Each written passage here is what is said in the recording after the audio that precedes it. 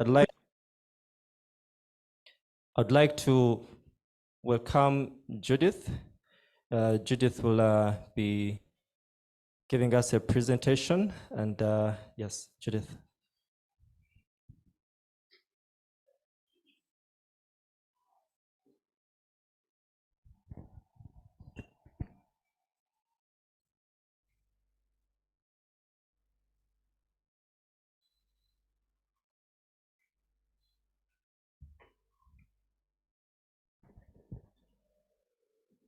Just before Judith delivers her presentation, I'd like us to reflect on the program. We've already had some, Shadrach, if you could help me display the program on the screen. Yeah, so we've already had welcome, and we've engaged in a Kahoot session. The game, I hope it was interesting for all of us. Was it interesting? Great. Yeah, so from after this, we shall be having a welcome from Judith, who will be speaking to us very soon. And then after Judith, we shall have an introduction to Digital Competencies Programme by Yulia Gerda, who is the Digital Competencies Programme Manager. And then after that, we shall have an impact assessment presentation from the Mondo team. Then at 11 to 11:15, we shall have some breaks and snacks. And then after that, we shall have Wilson, who is the ICT tutor at Nakaseke. He'll be giving us an ICT tutor overview. And then one of the most interesting sessions is when we get to have a discussion where we shall, all of us, engage in sharing some insights and a couple of other things from today. And then I'll give some key takeaways. And then we shall have a closure from Caroline, and we have lunch. Great. All right. So right now, I'd like to welcome Judith to deliver her presentation. Thank you. Thank you, Cliff. Good morning, everyone. You are all welcome today for this impact seminar.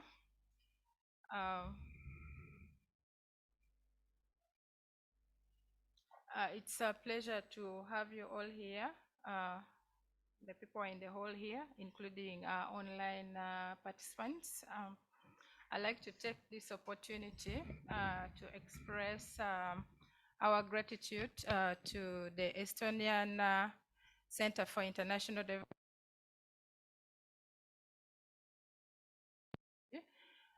for us to enhance these digital skills. And I would also like to take this opportunity to thank all our partners whom we have been working with. I'd like to thank FinChurch Aid, whom we have been partnering with in Chaka and Ramwanja.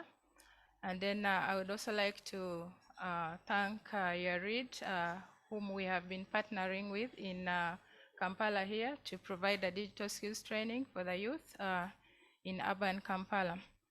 I'd also like to take this opportunity to thank the Ministry of Education through the different PTCs where we've been working to also enhance digital skills among the teachers there. I'd also like to thank NRC, whom we have been partnering with in West Nile, that is in Yoyo and Ochia Vocational Training Centers. So today we are going to look at the impact of the different projects that we've been implementing with the different partners. One of the projects is mitigating the effects of COVID-19 in education, enhancing digital skills in East Africa. This project we implemented with FinChurch Aid, Lutheran World Federation in Kakuma in Kenya, YARID in Kampala, and the primary teachers colleges of Endegeya and Nakaseke. And then also the second project we implemented is strengthening Ugandan education system and supporting youth employability through digital competency trainings with focus on West Nile.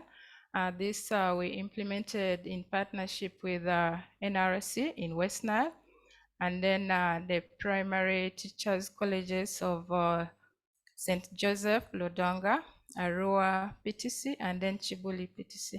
So we are so grateful that today we shall be looking at what we've been able to achieve together. Thank you so much.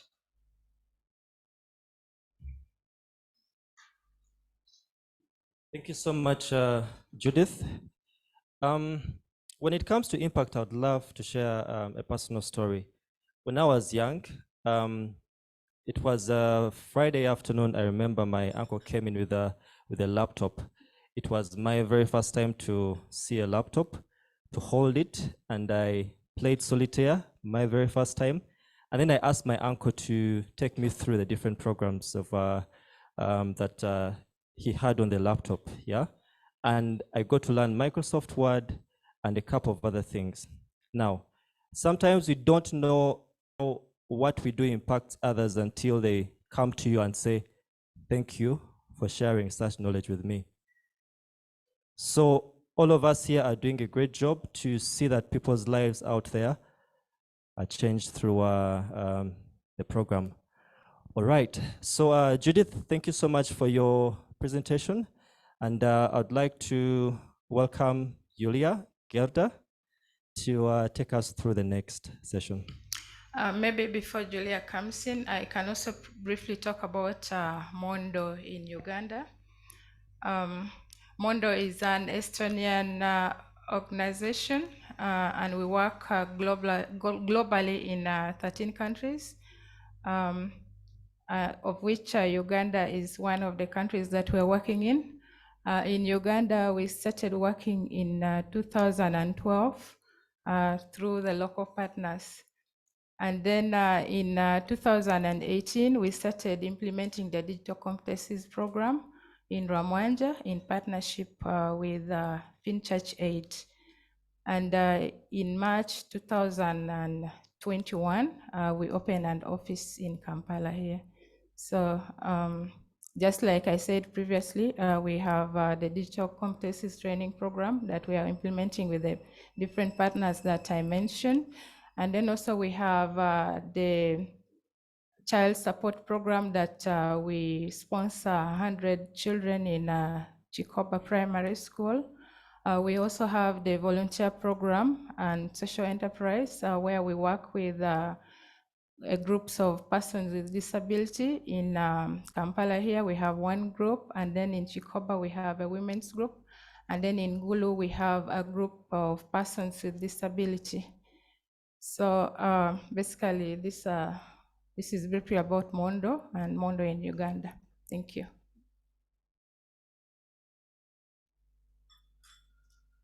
So Julia, you're welcome.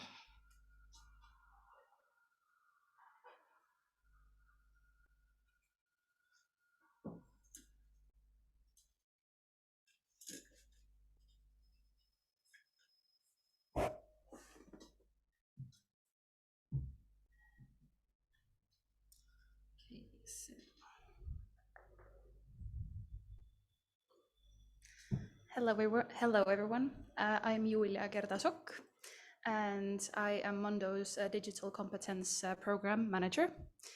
Joined quite recently, 2 months ago, but I have really been enjoying this whole process so far, and I'm really happy that I could be here to also talk about the impact of this project with you.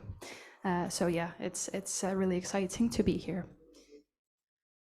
So I am here to discuss and explain a bit better how our program works in digital competencies. So our digital competencies training is one of 5 programs that we have going on in Mondo. And our training offers a really practical way for participants to gain skills in digital competencies and also, most importantly, increase their confidence. in knowing that they can use those devices, they know how to find information and complete other activities. So it is a lot about raising their confidence levels in managing digital competency. And the outcomes of those trainings are improved quality of education and improved livelihoods. So those projects really transform lives. We've had stories from people who have taken those trainings, and then the training has been that door opened for them to maybe launch their own business or start their own social media page where they market their products, or they get more clients for their company. So it's really been this transformative opportunity for them that's really changed a lot. And how we have built our program up is we've based it on the European Commission's DigComp framework and DigComp Edu. So we're not winging it. We actually have a structure to it and a basis to it. So how does the framework work? They cover 5 different topic areas that structure those trainings. So the first one is information and data literacy, which covers topics such as how to find information, how to interpret information that you find online, and also how to be critical of the information, because it's not always, I guess, truthful online, as we might know. And it's really kind of teaching them how to be critical of the information that they see. The next one is communication and collaboration, which covers areas such as how to collaborate with other people online, like-minded people, how to communicate with other people that are online, and how to do it in a safe way.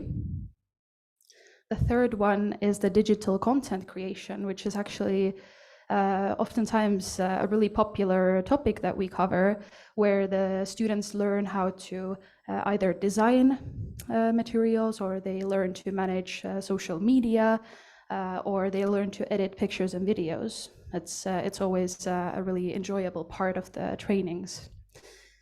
And the next one is a really important one, which is safety. So under safety, we typically teach them how to stay aware of viruses and how to manage antivirus software, and also how to manage your passwords. So if you have different accounts across different platforms, then knowing that you have to have different passwords and knowing how to manage those, that's what goes on under safety. And it's really crucial that the students know about it, because there can be a lot of harmful effects of using the internet. And the last one is problem solving, just generally how to solve problems that they encounter in personal and professional life. So it's really a well-rounded kind of structure that we are basing our trainings on, that cover really critical points that students would have to know. And our initial development was in Estonia, but current projects were providing an opportunity to pilot in Uganda and Kenya, which has been really exciting. And we are also really excited to announce that we're also in the process of getting an NCDC certification, so National Curriculum Development Center. That certification would really add value even more to our project and our program, and make it more, I guess, visible and more appreciated. So we're really happy to be in the process of working towards that as well. So how do we approach sort of our trainings, and what is the process like? What's the timeline like? Before we start a training, we always do a needs assessment. So we don't have sort of a blanket training that covers all the areas and all the countries that we work at. We always do a baseline survey with the target groups, and we do focus group interviews sometimes as well. And then we adapt the training materials to suit the students. So we really put focus on developing specific materials for a specific context. And we typically use a training of trainers approach. So we train trainers who go on to train more people. We find that that's a great approach to take because in that way, even more people get the end result instead of just training students who might not have teaching skills to go on and train others. So the training of trainers approach identifies trainers that go through a week of training, and then we equip them with the materials to continue training on their own. But we don't leave them alone after the training. We always support them on their way, and we help them with any challenges, and we do follow-up. So we make sure that if there's any problems that they're facing, we're there to help them. They're not alone. And as I mentioned before, we have a really practical and hands-on training approach. So after the participant has filled in the pre-assessment at the beginning of the training, they also have module assessments. So during the training, we're making sure that we're keeping track of how they're doing, whether someone is falling behind. We get to communicate with them and make sure that they're all understanding the modules and what they're learning. In order to pass the models, they would have to have at least 50% correct answers. So that way we can identify that they have understood the topic covered. And we also have post-assessments, of course, after the trainings have been completed, to make sure that we have this really overarching view of the impact of our program and our trainings.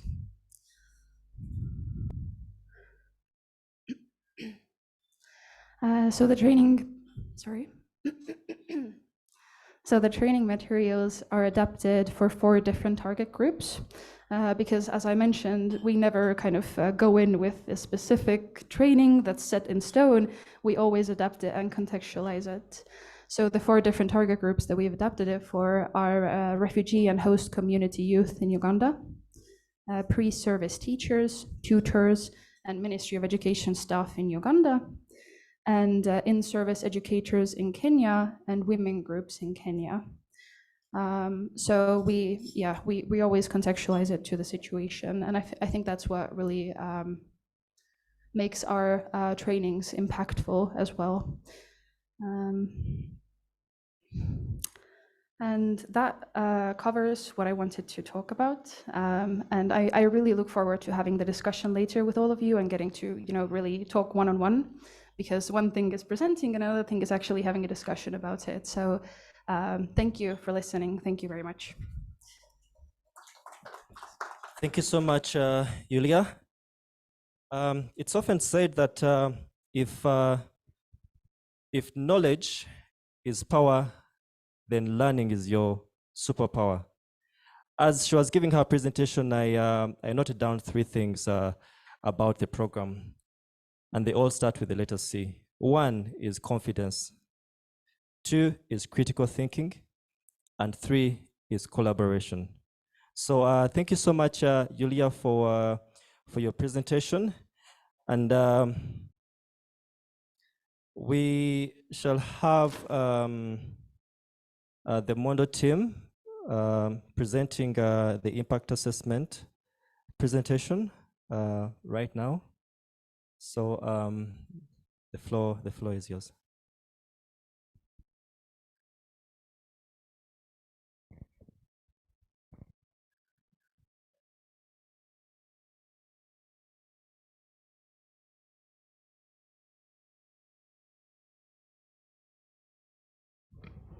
Thank you so much, Cliff.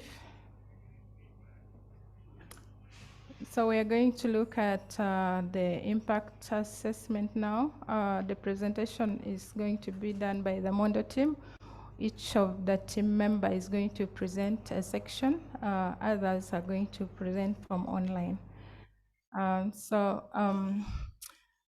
In this impact assessment discussions that we're having, we got the information from very many sources. One of the source of information that we're using in this presentation is the AKEM report. AKEM is an external consultant who did for us the impact assessment.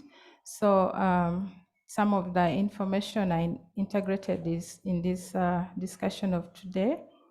ACAM use a mixed method approach, and then also the pre and post surveys, and they also conducted interview. They use a model called Kirkpatrick 4-level training assessment model. It's actually something quite interesting. But when we later share the report at some point, you will be able to read through and look at that methodology. Also, the information that we have is from the pre and post assessment, which were conducted during the time when the trainings were taking place, and then the analysis were done by the Mondo expert. And then we also conducted a focus group interview, and the information is also integrated in what we are presenting today. The focus group discussions were done in West Nile, that is in Ochia and Yoyo, and it was conducted by an external consultant and the Mondo experts. We also have the stories from the field from our different participants who benefited from the project. We shall also share that. And then also we got some of the information from the narrative reports that have been shared with our partners. So those are the main sources of information that we shall be presenting today. Then I would like now to look at the Mondo Digital Competencies training that we conducted in Ochia and Yoyo Vocational Training Center together with NRC. The aim of the project was to support young people living in the refugee settlements in the West Nile to become digitally competent and have better skills in using suitable ICT solutions, both to supplement their education and to participate more effectively in business. The target of the project was to reach 400 learners, both in Ochia and Yoyo. And out of the 400, 50% was supposed to be female. So in total, we managed to reach 401 learners. That is in both Ochia and Yoyo. And then the percentage of the male were 52.9%, and then the percentage for the female was 47.1%. Maybe to talk also briefly about how the project was implemented. The project was implemented in those two vocational centers, and the learners who benefited from this project were already learners who were enrolled in those vocational training centers and doing the different trades that were being taught in those vocational training centers. And then Mondo conducted a training of trainers for the ICT instructors there who were recruited by NRC. And the training was then done by the ICT instructors that were trained. And we followed the modules that were already modified. Julia explained our approach and how the modules are. And in total, each of the learner went through 120 contact hours. So looking at the pre and post assessment on the trainer's knowledge and usage of services before and after the training, we found that there was a considerable increase in the knowledge and skills on how to use these different services. For instance, the different services, Instagram, WhatsApp, Google Search, YouTube, Microsoft Word, Google Drive, and Canva. All these are integrated in the training curriculum. But after the pre-assessment, we found that the learners had actually gained a lot of skills and they were already using these skills. When you look at the Canva during the pre-assessment, very few of them knew about it and they were using, but then after they were already using it. And maybe to talk more about Canva. Canva is a tool that is used for designing many things, including posters. And we found that they're using this to really design their posters to market their different projects and also to develop the different maybe pictures of those items that they are making. And then in YouTube, they were using it to learn more about different things. For maybe instance, maybe how to make a particular fashion, or how to make maybe a particular type of cookies, or maybe different recipes. And then also Google search, they're also using it to search for more information on the different things that they want to learn more about. And then for WhatsApp, they were mainly using it for also marketing their products. So for instance, they put it maybe on their status, and then of course also communicating with friends. Yeah. And then also, still on the pre and post assessment results, we also looked at the trainees' abilities to use digital devices for daily problems before and after the training. So the results also shows that there was a considerable increase in the skills that they were already using, which they learned from the training. For instance, still it is related to the first one. Many of them were using internet to find answers for the different things that they wanted to know more about. For instance, maybe some of them said in the class, not everything regarding their trades were being taught, but if they wanted to know more and many other different things, they would search the internet to find solutions to what they are looking for. And then also, many of them also now started finding photos and videos and downloading them. And these photos and videos were mainly related to whatever trade they are doing. They want to learn more, maybe learning new designs, learning new patterns. And then also sharing photos and videos. Now the different, maybe they take the different photos of their products or videos that they have taken while doing some of the trades that they are in, and then able to share. And then also the level of skill, knowledge and skill also increase in terms of changing their privacy settings. We know that there is also threats online and in the training content, all that were taught, and from that they were now able to know many things, and they were keen on their privacy online.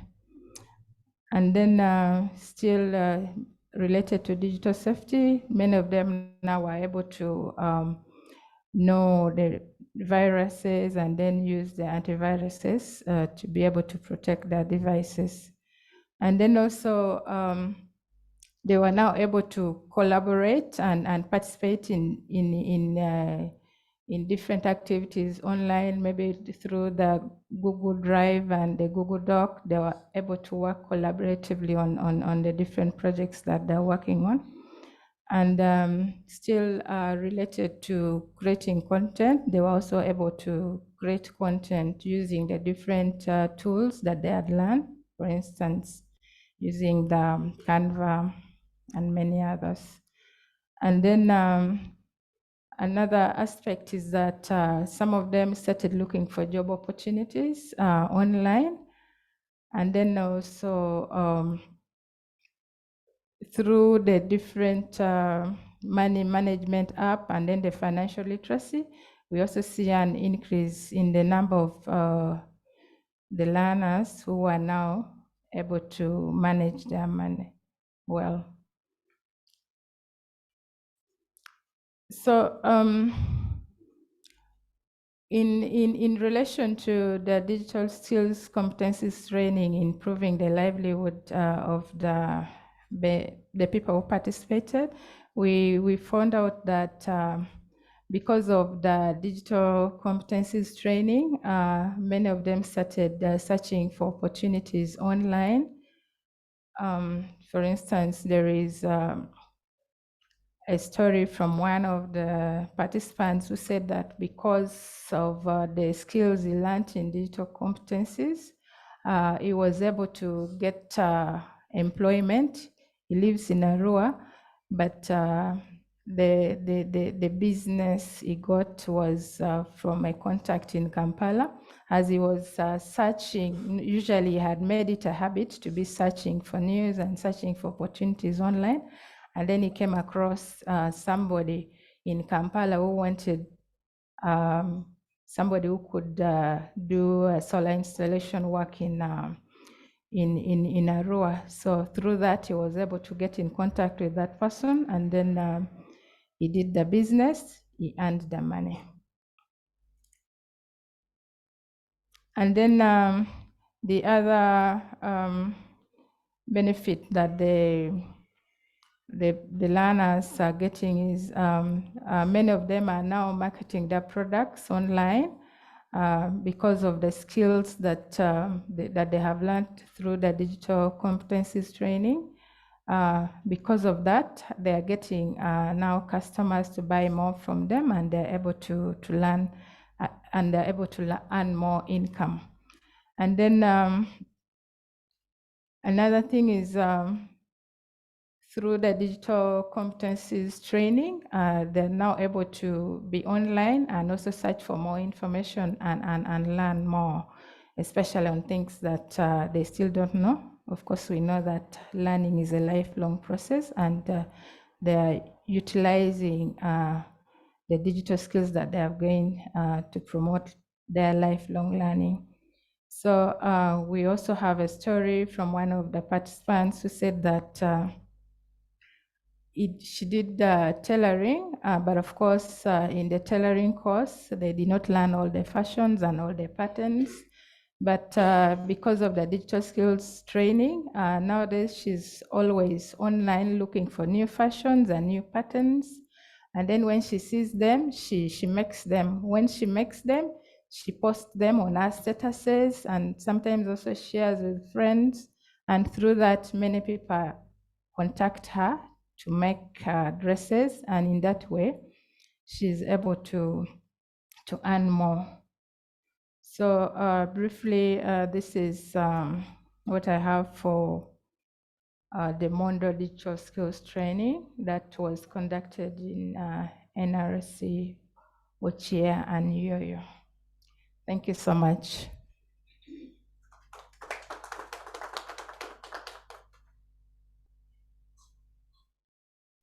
Thank you, Judith, and good morning, everyone. I'm happy to join this session, this time in a hybrid mode. I hope that everyone can hear me well. If not, then please make a sound. You do, perfect. And first of all, I would like to thank FinChurch Aid. We have been really happy with the collaboration and the projects that we have been doing with them, not only in this context, but we have also had an Enabel project with them. And just yesterday, one of the journalists who visited with us, a journalist from Estonia, the settlement in Chaka, she published an article. Unfortunately, it is in Estonian, but I will see if I can maybe translate some bits of it and share the stories that she was sharing there.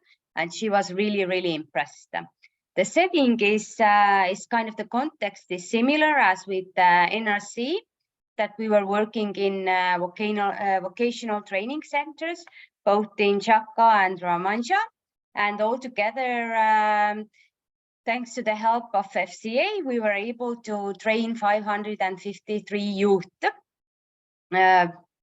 with more female and less male for those target groups. But as Julia Gerda explained, that as we have the training of trainer model, that we don't go directly to the participants themselves, but Fincher Jade had 18 ICT instructors who completed initially our training, and we had actually several follow-up trainings with them. And we really hope to see that they are able to continue this work. And actually, some trainers also got the startup kits from us, that the learning can continue and that they can benefit their businesses from that. In here, we have provided a little bit less data that we presented in the pre and post assessment comparison for the NRC. I've just decided that let's choose the ones that are maybe the most interesting. However, we will provide with all of you the report that we will have to combine, because ACEM did study FCA. However, they didn't do the pre and post assessments. So laterwards, we will present some of the more data regarding to those locations. And just to highlight that the scale was Likert 5. So as you can see that the participants were still quite critical in analyzing their skills and competencies, but there was definitely a statistical increase in the skills and competencies compared to pre and after the training.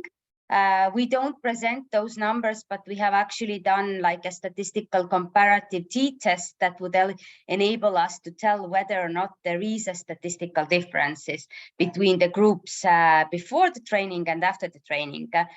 And Judith really nicely, I think, explained all the background and kind of means behind each of those factors. Maybe just to highlight more, I think that the culture of computer safety, viruses, that enhanced a lot. Really, learners were able to understand what are viruses and the importance of securing themselves for viruses. In the later stages, we also developed some new modules that were connected with this, not only online safety, but also this sustainable use of different devices. And I remember that we got the feedback from the FCA trainers that they were really concerned about this ecological footprint idea and digital waste and so on. So we will have to think about this maybe as a future project that needs to be more explored. And then maybe also to highlight this applications for different jobs. Part of the training was making resumes and understanding what kind of platforms one can use to look for jobs online. And most of our beneficiary stories, they are kind of reflecting this impact on their livelihoods. That I remember that when we last time visited FCA in Chaka settlement, then you were really nicely providing us with the interviews with some of the beneficiaries, and we were happy to see how skillful they were in using the digital devices to market their own companies. And the companies were ranging from a broad spectrum, from tailoring to even some of them exporting their tailoring products to United States. And then this money management, you can also see that there is a big increase, and we've used different apps to provide idea of how we can save and how to in general manage our money better. We are currently in the process of designing social media posts and LinkedIn posts to share more about our beneficiary stories. I will at the end share our social media accounts so you can see, and if we have any communication specialists from your organizations, if you're interested to kind of to give a look at this data that we have collected. It was quite an extensive work for our EU8 volunteer who did the interviews and kind of created the initial narrative for the beneficiary stories. But feel free to contact us if you would like to get this data on your own hands too. But just chosen one from the Chaka to highlight this impact on the livelihoods, that it's not all the stories need to provide a huge impact initially. I think that is a really nice story that starts with a smaller yet still significant change. How a student has started to establish a video library where and helping others to shoot videos. So it's also helping probably others to increase their livelihoods and their marketing of their own products. I think now I can give the word to Valerie. Are you with us, Valerie? Yes, I am. Good morning, everyone. I'm really happy to be sharing the impact from the Ministry of Education side. So we started having the digital competencies training during COVID, and the initial trainings happened online, and that was with Nakaseke and Ndegea. It was a bit challenging because the student teachers were based in different areas of Uganda, and you know how the internet connectivity can be in rural areas, and then some didn't have access to devices. But then when the lockdown was eased, they managed to come back to the colleges and continue the program. So we did this training for all the students in the colleges. And fortunately, because of the training of trainers method, the trainers were also able to train their tutors. So the tutors of the colleges were trained, and the student teachers, as well as some support staff, were trained. So in Nakaseke, we trained 123 student teachers, pre-survey teachers, and Ndegea 96, and Lodonga we trained 64. In Arua we trained 110, and Chivuli we trained 179. Additionally, there was training done for ministry staff at Legacy Towers. So we did the Teacher Education and Training Development Department, the Special Needs Department, and the Basic Needs Department. And what came out clearly is that many of them realized how much they underuse their smartphones. And from our coordinator, he puts it clearly that instead of us waiting for the time when Uganda will have all education institutions having this very excellent internet and nice computers, which might not happen now, we might as well use the devices that most people can have access to, which are the smartphones. Next slide, Caroline. Yeah, so these are some of the stories from the field. And because these were pre-service teachers, they were just starting to become teachers. So they haven't yet, maybe now they've gone to the field to start and teach, but before, when they were getting the training, they hadn't started anything. And these skills bring a story of hope, because there's a very big myth or misconception that teachers are poor people. And some of these students realize like now they can change the narrative, and this attitude change will have a great impact, not even on themselves, but on the rest of the teachers to come. That they have hope that even when they take on the profession that they truly love, which is teaching, they can do something on the side using the skills that they have. They can become business marketers, they can do online teaching, they can get information to help them start other businesses. And this also, the realization that they can use these skills to teach people without having to go through the formal setting, that they can access courses from different countries, that they can know what's being studied in Finland, what's being studied in Norway. And this is really something whose impact we shall measure, that where did these pre-service teachers go after after these skills, if they got employed as teachers, how much, what's the comparison between the teachers who they are teaching with, the ones that went through the Mondo Digital Competencies Programme and the ones that didn't. So we shall do, hopefully we shall do a follow-up of these students to see where they are and how these skills have impacted them. And yes, so this slide shows some of the results, and many of the pre-service teachers didn't have access to laptops or desktop computers, but because of the COVID lockdown, the student teachers were allowed to take phones to the school, and some of them had smartphones, which they were using mostly for TikTok, WhatsApp, of course, and YouTube. Some of them playing games and betting and all these things. And from these skills, they learned that this smartphone could help them do more, that even when they have access to YouTube, they could use YouTube to improve their livelihoods, that they could use it to learn a skill, that they could use it to get better learning methods from other schools or the other countries even.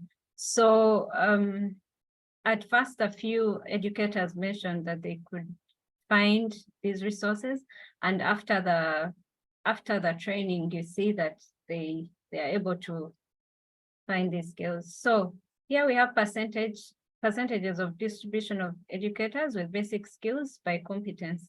So we have an increased percentage of information and data literacy, that they're able to find the information they need from sources which they are able to also determine whether they are reputable or not. They're also able to create digital resources, but they're also able to find the digital resources that they need. And then they are also able to integrate the skills learned and simple tools like a smartphone in their teaching and learning.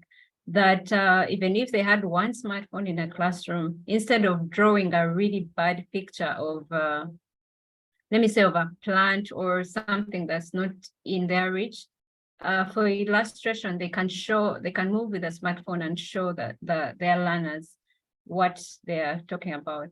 And then they also learned how to carry out assessments using online tools, that sometimes the questions that you're setting are yes or no, and you can save time on your marking by having these tests self-marking, so they can automate such things. And then the overall digital competency also improved. And to note is that this is just during the frame of training, and these people need to practice these skills more and practice more so that they can increase their competencies even better, because these are practical skills. Once you don't practice, you lose it. So we have been working with the Ministry of Education and kind of communicating what the needs are, which they already know: the internet at these colleges, the providing of tools so that people can have access. And then also from the financial literacy part, they discovered that you can save money, however little, and over time you can buy your own device. And I think the most affordable device for them, for starters, would be a smartphone. So it was very nice that they learned that the things that you can do on a computer, you can also do on a smartphone. Next slide, Caroline. Yeah, this graph also shows the use of ICT to support learning, how they can collaborate with peers, and most importantly, we have stories of them pointing out that, oh, now if, God forbid, that another lockdown happened, we would not have to wait for the government to bring papers and bring notes for us to teach, that they are able to now create networks. They're able to set up Zoom meetings. At first, the colleges had initiatives where they were studying on WhatsApp, some had Google Meet, but they didn't know, the students didn't know how to set up one themselves. Now they can be able to set this up, they can be able to work collaboratively using Google tools with other people.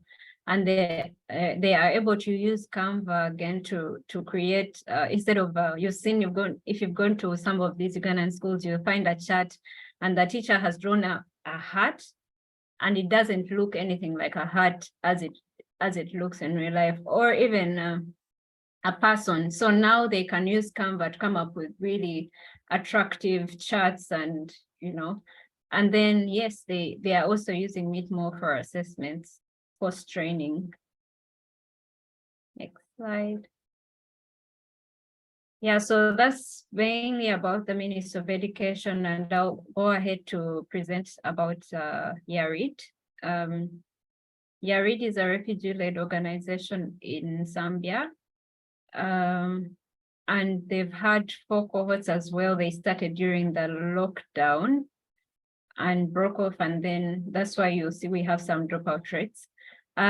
So they've had 4 cohorts since February 2021 until September. And because of the TOT method, they are able to continue. Right now, YARID is still having these trainings even without our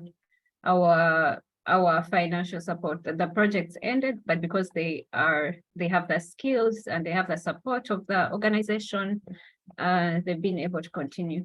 So we've had until the end of our projects, we had 432 youths enrolled, 239 females and 1 males and 183 females, and 343 graduated. We had 79 dropouts, and mainly these dropouts were due to the COVID lockdown. Because of COVID, some families moved, some people moved away, some could not do the commutes, and because of the change of financial status, so some of them dropped out. We've seen that 63% of the youths have increased their digital competences. That 13% of the youths felt they were not as competent as they were before in some of the digital competences. And then 24% of the youths did not see any change in some digital competences. So to note, these are urban refugees. They have more access to skilling. Some of them actually come from ICT centers where they've been learning Microsoft Word. So it's just that they learn now Google tools, and there isn't much of a difference. Like, I knew how to type, I knew how to create a CV. I'm just learning a new tool. Next slide, Caroline. Yeah, so you've seen most of them have used these tools before, the tools that are stated: Facebook, WhatsApp, YouTube, Microsoft Word, Google Drive.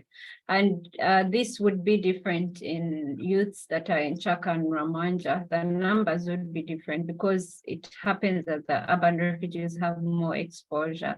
They have, if the rural refugees have access through a relative, most probably the urban refugees will have access to a proper smartphone on their own that they own. So, but this doesn't mean that all of them do, but the percentage of those that have access is more than those in the rural areas. Karen, please proceed. Yeah, so we have a story of Olina. Olina attended actually the first cohort training during COVID, and she moved to South Africa. And she realized that these skills that she got helped her to get admission into the college, and she can still use her phone more than just chatting. That she enjoyed this program. It was short and very beneficial, and this is because that every lesson that a student or trainee attends, they will take away a skill from this training. Next slide. Yes, so I'll hand it over back to Caroline to proceed with LWF. Thank you so much.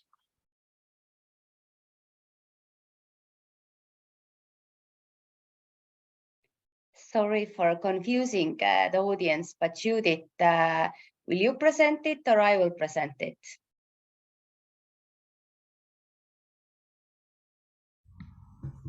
I will present. Okay, perfect.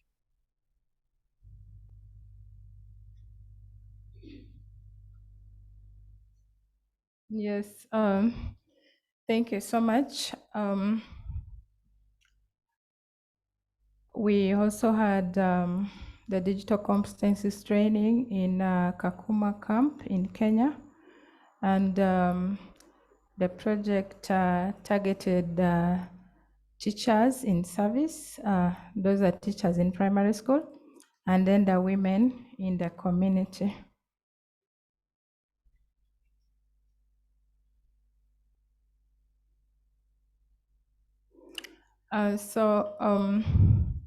For the teachers in the primary school, we conducted a trainer for 42 primary school teachers.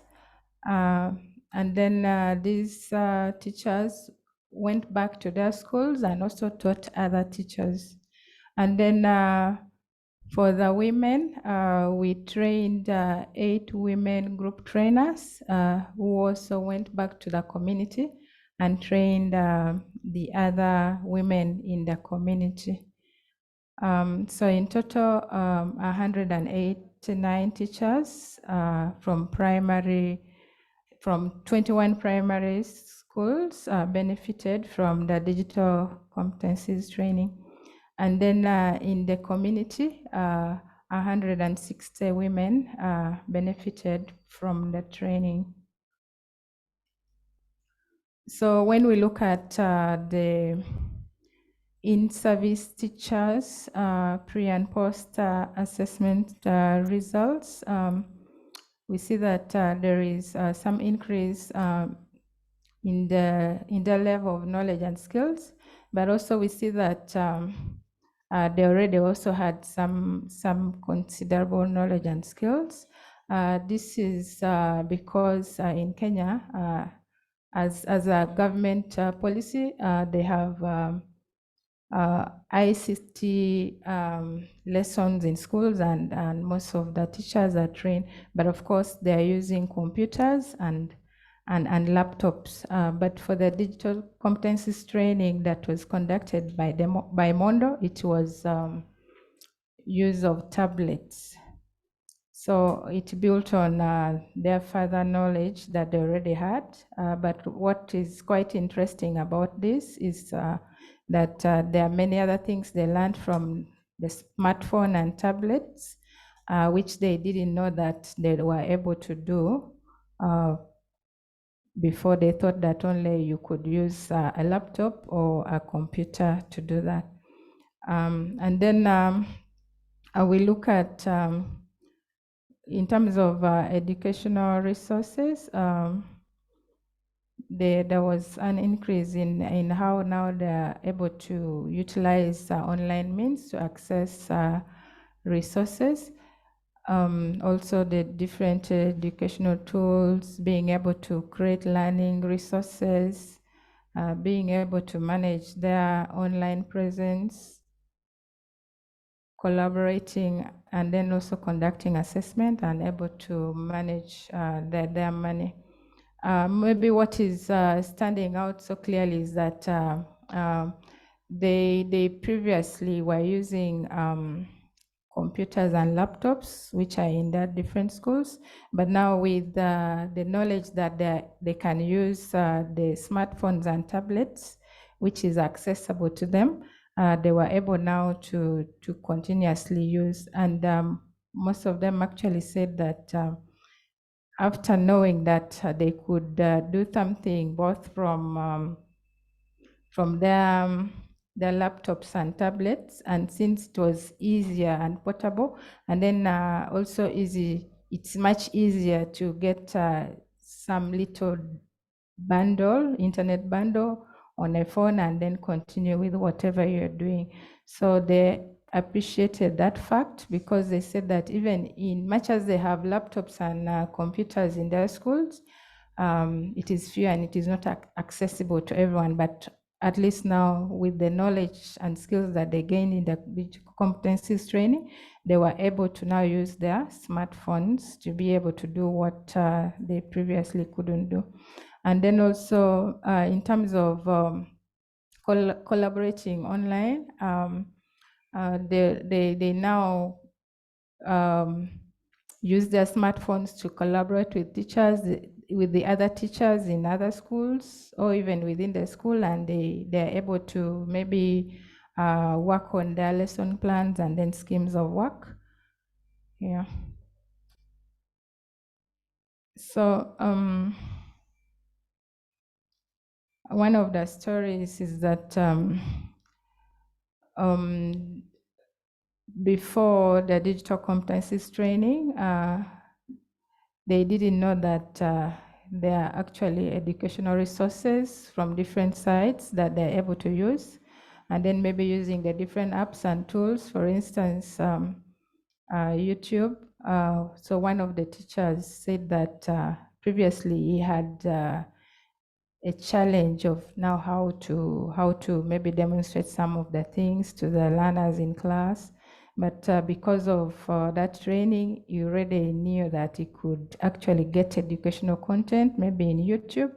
So what he started doing was to download those content, and then when he's in class, he's able to now show his learners what is there.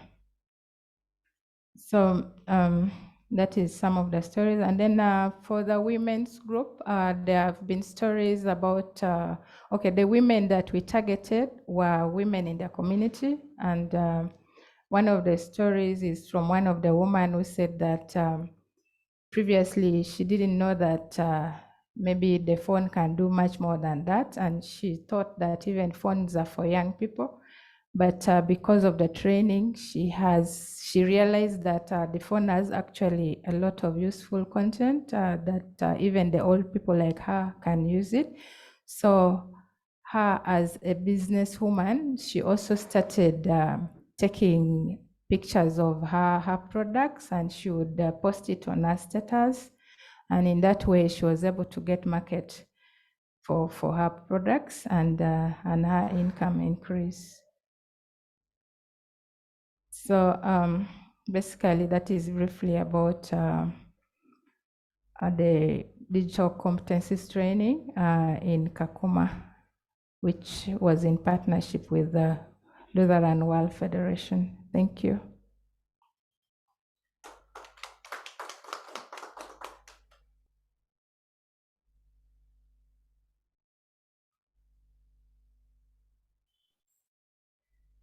I think that now we can move on with Valerie, who will sort of summarize the key findings and the next graphs and knowledge. Those are all produced based on not the impact directly after the training, but when some time had already passed. So it was already almost like between 3 to 6 months. And all of the knowledge was not produced by us, who were maybe too engaged with the field, but from a partner that we had who was not part of the project, so maybe less biased. Thank you so much, Caroline. So from ACEM's findings, they reported an increase in social status due to the training. We might take this for granted because we are privileged, we know how to use computers, we've used them, we've used smartphones since I don't know when. But for someone who has never touched a smartphone or a computer, to be able to get this chance to touch it, set it up, open up an email address, which in the first place, they might have paid someone to do it for them. And it so happens that you go to someone, they open up an email address in their name, and you can't even, like when you lose your phone, they can't access their data anymore. For them to now find out that they can do this on their own, and they could potentially also charge other people to open up email addresses for them, download apps for them. This increased their social status, even by virtue of knowing that, oh, I don't pay, I don't have to go to this guy to do this for me. And then now people in their neighborhoods are coming to them for this service, increase their social status.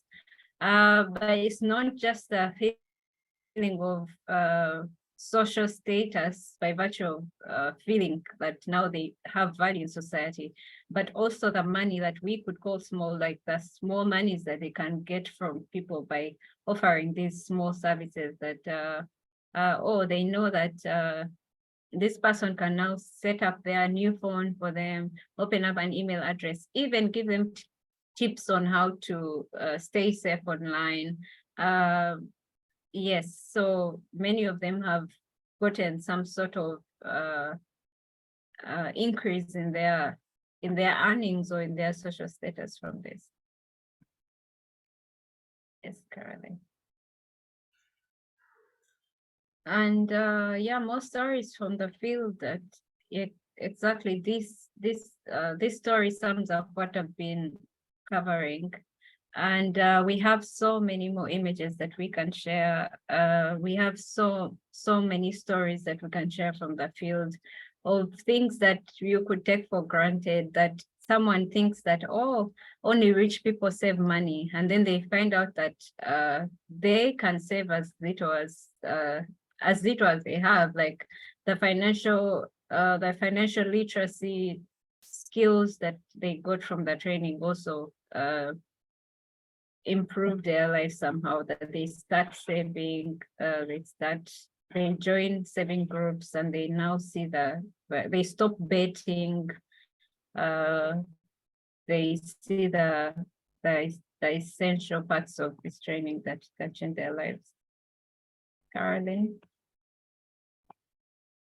Yeah, and now we go to the income changes. So we had a percentage increase in Rwanda. Chaka had a very big percentage increase, and YARID as well. And please note for these three groups that they are already studying a vocational skill with FCA. So these are people who already have skills in hair braiding, skills in motorcycle repair, but now they get the digital skills in addition, which makes sense that their income increases. A story of one of the beneficiaries, she was studying hair braiding in the FCA vocational school, opened up a little salon, but then with these skills, she was able to find very unique designs for hairstyles. And then now that got her more people coming to her salon. And because more people came to her salon, she was able to get more money and then expanding her business by adding clothes to her store, to her salon. So she was braiding and then also selling clothes. And these clothes and hairstyles she would post on WhatsApp. And this got her more customers, and this really improved her income. And also with the skills that she got, she would go to the NGOs in the settlement to ask for jobs. And because she had this certificate that has digital competencies, it kind of put her above everyone. So she would also get those part-time jobs, and her income really increased. For YARID as well, many of the youths have started businesses. Many of them have improved their YouTube channels with the quality of videos that they are posting. Yes, and then for the educators, for me, it's the realization that they don't have to only be educators in the physical classroom, that they also realize that if another lockdown happened, they wouldn't stop teaching. And they realize that you don't have to only rely on the salary that comes at the end of the month. You can do so much more in between. You can teach people who are not next to you. You can design brochures for the schools. You can design wedding cards for the neighboring people in the community, and you can also increase your income in that. So in total, we had a 19.5% increase, and I think it being just 3 months or 6 months post-training, we know that there will be many more beneficiaries from this program, indirect beneficiaries, because when someone knows that they can have a Montessori, they can have someone do the Montessori curriculum without even going to a school, just using online tools, then they'll teach their child using this curriculum, and they'll teach their child, maybe will tell their neighbor about it, and then they'll gather themselves and gain from these skills. So yeah, we hopefully we can carry out a study much later to see how many indirect beneficiaries there were. Yes, this graph shows the percentage distribution of the respondents who exhibit the different financial behaviors at the end line. And we have a very practical module about financial literacy, where they actually get to learn how to track their finances. They learn how to, what effect saving has, and they learn the dangers of betting. And these are some of the things that they may not have known. And this data is based on YARID and Chibuli and Arua from AKEM as well. 53.6%, currently just a minute. 53.6% of the people that were interviewed were involved in day-to-day financial decision making. And then after, of course, learning about the saving, 89.3 are actively saving the little they can save. And 26.8 do not borrow to make ends meet, so that they somehow earn and then spend what they have, and they don't have the need to borrow. And 69.6 are keeping close watch on financial affairs, because we introduce tools to them where they can track their finances, and at the end of this, it creates a habit of being financially aware. And 80.4 are setting long-term financial goals because of this training. And then they also consider affordability before making purchases. This also could be from the tools that we introduce, that when you have like a clear view of what you're spending, and you can see it on your phone every time you're going to spend, then you have more thought, you give it more thought before you actually spend. And then more people pay bills on time, because now they know the effect of keeping things for later. Yes, Caroline, please proceed. And this pie chart shows how their income has increased, and 38% have new income sources. Like I've been mentioning, you realize that you can teach people who are not next to you. You realize that you can sell your products to people who are not next to you. You realize that you can actually innovate new products because they have a design thinking module. And then 42% have more income from the same source. That, yes, you are doing hair braiding, but with these skills, you can now improve the designs. Yes, you are a teacher, you are studying to be a teacher, but with these skills, you can go beyond the curriculum that you set and acquire another course. And this can set you apart from the competition. And then 8% having increased income from more savings. From the financial literacy module, saving is one of the things that is covered, so it's visible by this increase. Then other is 13%. This could be anything that maybe they discover some YouTube channel, or this, that kind of impacts their lives and somehow increases their income. Yes, Caroline. And this is from the self-reported impact of the training. Most of them are seeing further education. We offer a module that shows them how you can acquire skills online for free. And so there's further education, social empowerment, conducted further training, and income change. So this is from the beneficiaries themselves and what they see.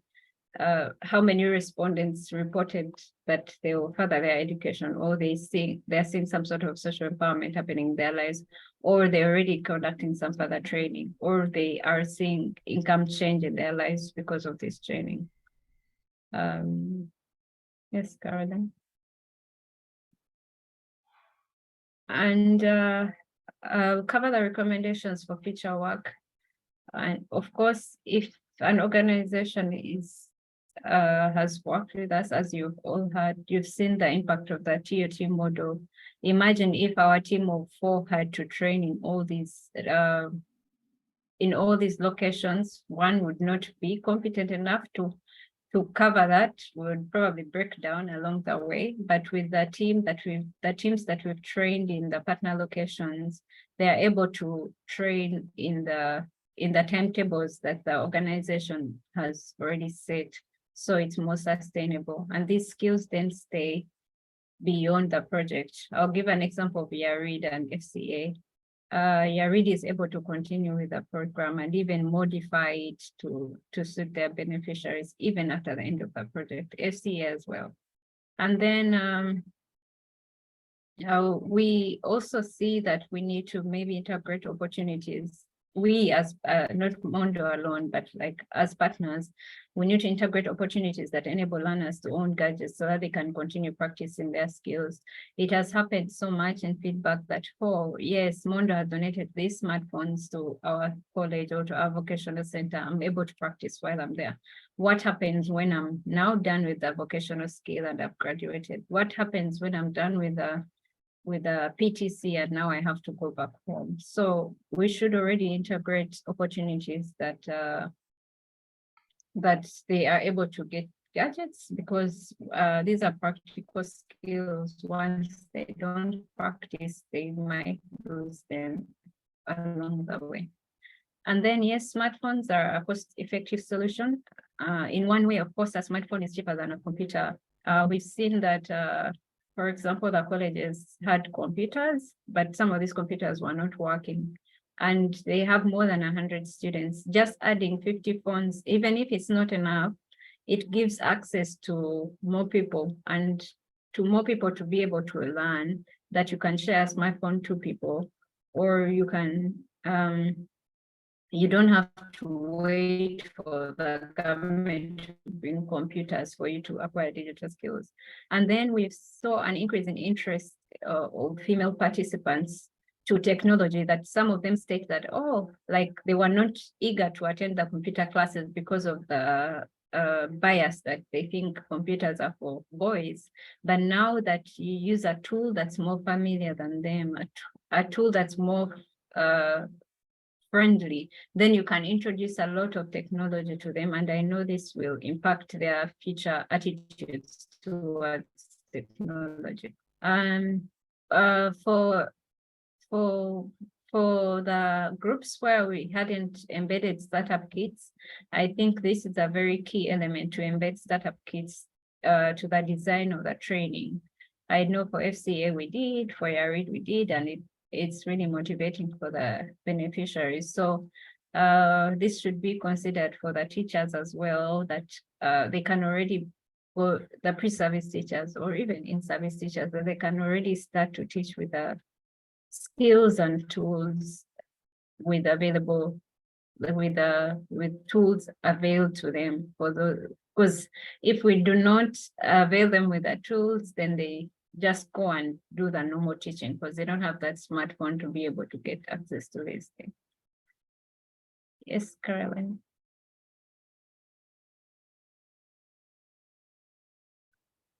I guess Valerie does not have a direct answer to that, but maybe now we can open the floor for questions or any comments, or there will be a lot of time after the break for the discussions.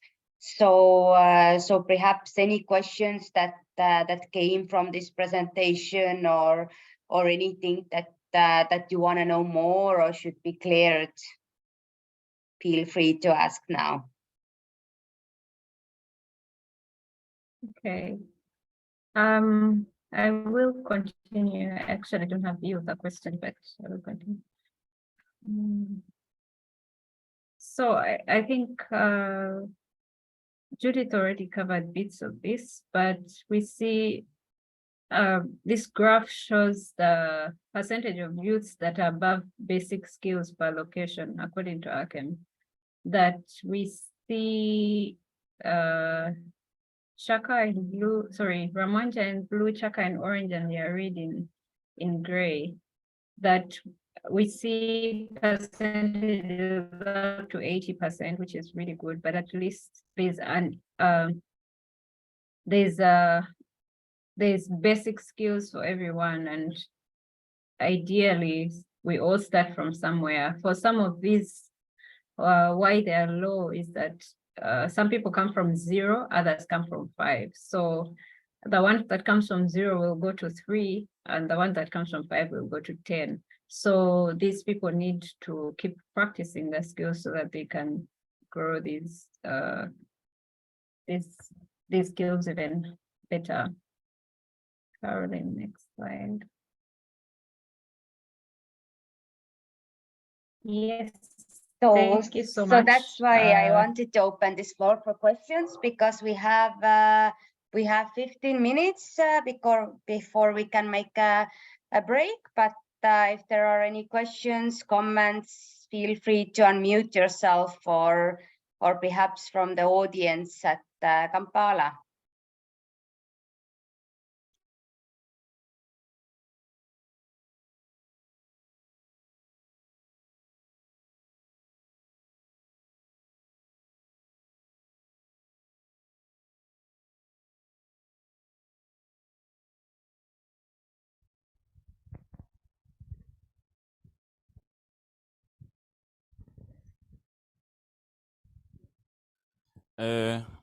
Thank you very much,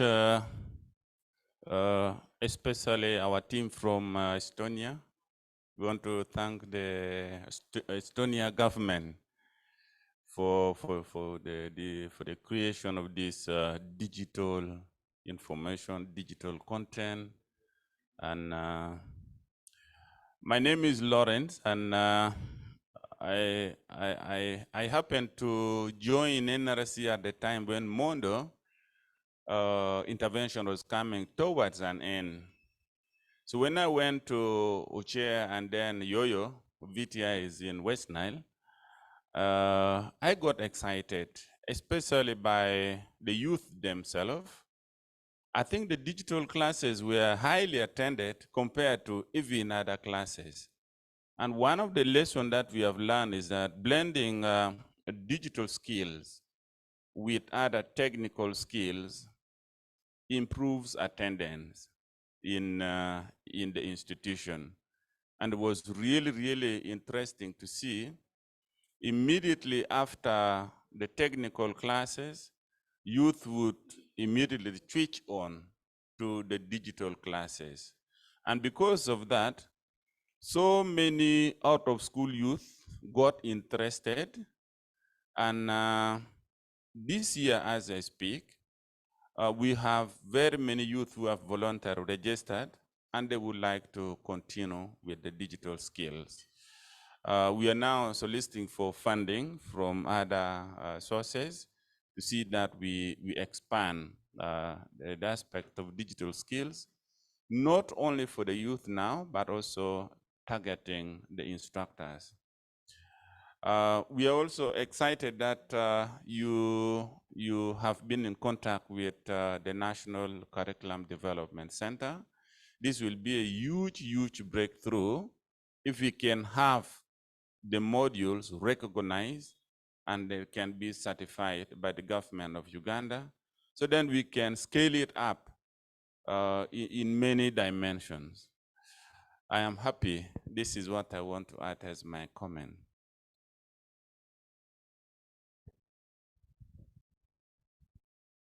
Thank you so much. Do we have any other? Yeah, thank you so much. I'm called Modern Tushabe from Finchurch for the wonderful addition and exportation of what you are known best in digital competence as Estonia to Uganda.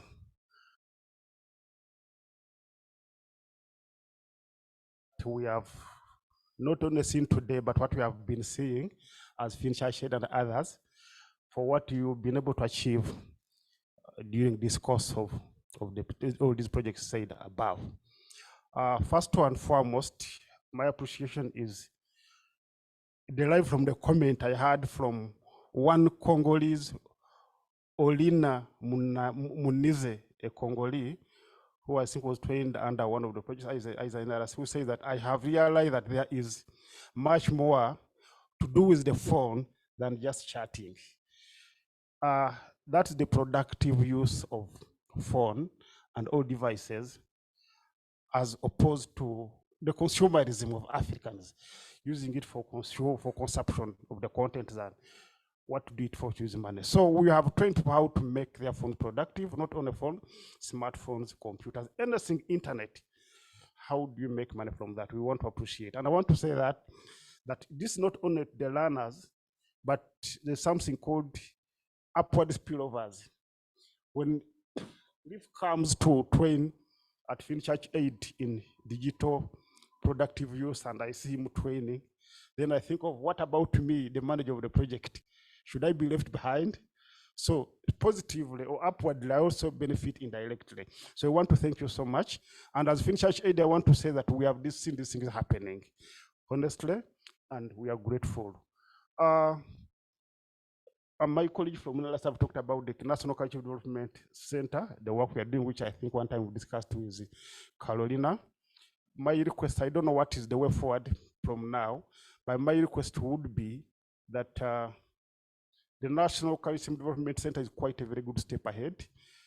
I've heard you talk about modular assessment, which to me, I think now it looks at the compartments of the Curriculum Development Center, and then you do the assessment at a certain level. Ugandan vocational strategy now has gone to a level where we no longer have to wait for all the 2 years of completing the whole course of vocational training for someone to get a certificate. But can we customize a few 3, 4, 5 digital courses, and there is a certificate for that, which we're already doing as Mondo? Great. But now the issue is, which I want to recommend, which I think we had with Enabel with Mondo recently, working with who can do the certification for the smaller related customized courses. This is include working like with DIT, Electrical Industrial Training, because we had that challenge a bit. The certification we gave when we worked with Mondo was from a university of Tellus University. And now we'll come to Uganda, equating that relationship and certification to certain certificates quite a bit hard.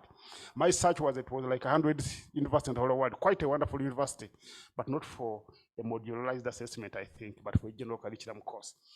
I also want to commend for the new things we have learned, like Canvas, the use of Google tools and all others within the digital skills. And these things, I want to tell you that you have not only built the capacities of learners, not only the capacity of managers, but you have also built the capacity of organizers like FinChurch Aid now. And for that, that's why I requested that I should also, to be fair enough for me, to show you that after we worked with Mondo, we were also able to apply for a certain smaller funding, and we did something also. Thank you so much.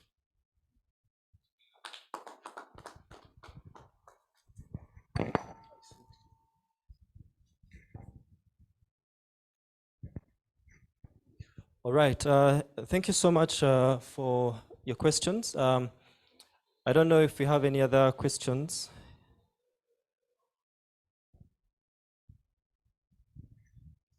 Thank you so much. Mine is not a question, but is appreciation. First and foremost, I want to thank the Ministry of Education. You know, when these NGOs come, you start from our Ministry of Education for identifying Nakaseke, Core PTC, and entrust us with Mondo. It was not easy. We have so many colleges, but they are saying that they started with Nakaseke and Ndegeya. Thank you so much. Secondly, I want to thank the NGO Mondo for accepting to come deep there in Nakaseke. Nakaseke is not very near, but this intervention, it was so timely, because in fact, since we are in this 21st century, everybody is yearning for these digital skills. But again, we are hit by this COVID-19, which was not easy. We are not attending classes, we are not attending schools, but at least for us, with Mondo skills, we managed to be meeting. We started with Zoom meetings to see that we plan for our students. It was not easy. I think even Valerie has given that as a testimony, that in Nakaseke Core PTC, our students, deep in their areas where they were, they remained studying because of Mondo intervention with Nakaseke Kowa PTC. Thank you so much. But again, now they are saying, he has said that I don't know what is taking place. Even me myself, I don't know what is taking place. Now that we are changing, these colleges are being, we are changing the system from grade 3 to diploma training. Those teachers who are coming, I think, in fact, most of the teachers, when you go to in those schools, they are not using these phones the way we are using them. They are only using phones to receive and to call. But if at all we get these teachers who are going to join us in PTCs and we remain with the Mondo project, I think they are also going to gain a lot. Thank you so much. Thank you for your feedback. We have one more question. Thank you so much. Good morning. My name is Robert, and I'm the director of YARID. It's not also a question, but rather an appreciation. I would love to say that, this digital competences with Mondo came really at the right time, and of course during COVID-19. And that was again a time that we've been trying to see how to respond to so many questions of our young people who've been very interested with the ICT program. What's next? I think this is this came to answer, to those questions. And of course, when we started this, we've seen really the number increased. It has attracted so many of these young refugees living in an urban area. And as Valerie said, this is really something that as YARID we are trying to move on with, and trying to see how we could, get more resources and to take it to other places so that we can see how we can move, we can reach more young people, those who cannot, especially those who cannot reach our offices in Zambia, because that's where we're having this training. But on top of that, we've seen that it's really very, very important that we even extend it to our teachers, part of our bridge program, teachers and assistant teachers, because we've seen that so many of them could also benefit from this program. So I would love to say thank you so much to Mondo. I've been in discussion with various people, especially people at UNICEF. I think I was told that UNICEF is trying to support the Ministry of Education to come up with a digital competence kind of curriculum or so, and they mentioned that they were really interested with the one of Mondo. I think that's the one that they are trying. I'm not sure if but that's the information I remember I have. So this is really something good if it can be really taken up to the national level, because really it seems to be a very helpful program. So thank you so much, and for all the support, and we're happy to continue updating you how it's moving from our side. Thank you. Yeah. All right. We still have some more questions and feedback. Thank you so much. This is not a question, but it is an appreciation. I am John Paul Sebali from the Geakoa PTC. Mondo, through the ministry, did a lot of work. COVID-19 brought challenges. Some of us who are old teachers in the system, we thought teaching could be an interaction that was supposed to be physical. But when Mondo came in place with the skills, learning went into the hands of the teachers. And I want to tell you, with the effects of Mondo on the positive side, more especially, our passing in the gear, when you assess it, changed a lot. Why? Teachers were given activities and they could even go ahead to research on these activities using smartphones, using computers, and the work of the facilitator, who is the tutor, changed a lot. I am one person who would send in activities to the learners to search and get information. Originally, we were used to referring to the textbooks and modules only, but with the digital skills, you would get various answers for the same question, even better answers than the facilitator's one. So ladies and gentlemen, we thank so much Mondo, but we wouldn't like Mondo to stop where it is now. We need a very strong sustainability plan to make sure that more learners, like Hajat has said from Nakaseke, we are bringing that teacher far away from the villages of Greater Masaka to come for grade 5. They are already worried. They have not been practicing for so long, especially in terms of upgrading. When we give them an input of digital skills as they begin the process of learning for a diploma and subsequently degree, it will bring a lot of change to them. It will bring information access to them. So we pray that Mondo comes up with even stakeholders with a sustainability plan to continue almost in all areas of Uganda. I don't know whether it was a sample which was taken on in the first phase. Now we want to go practical all Uganda so that the 21st century skills are enrolled in the whole of Uganda. I thank you. All right, thank you. Now, after our tea break, we are going to have quite some good amount of time to discuss and reflect on a few things. So, but just before that, Modan will be having a presentation, and he will be sharing a few things. But I'd like to note out a few things. One, impact is defined as having a strong presence on someone or something. And what a better way to have impact than to work as a team where everyone achieves more. Now, it's suffice to note that, COVID brought out so many gaps in our education system.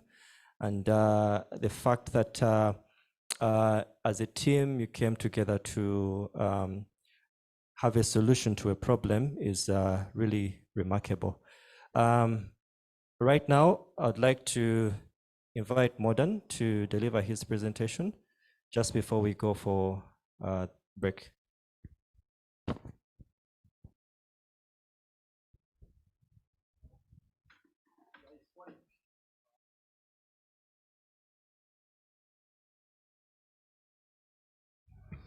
It will be a brief presentation, just 5 minutes. Where is it? You can connect it here.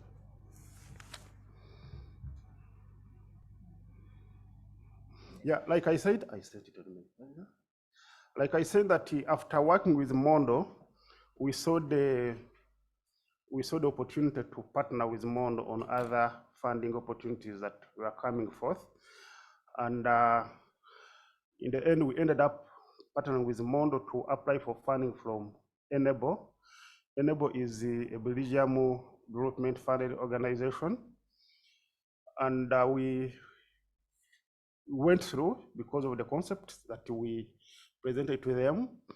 And we went ahead to implement this project with Mondo for the whole of last year. And the achievements have been quite enormous. So I felt that it is quite important to also to bring them forth here. I thought to be able to screen that side. That's enough? Okay.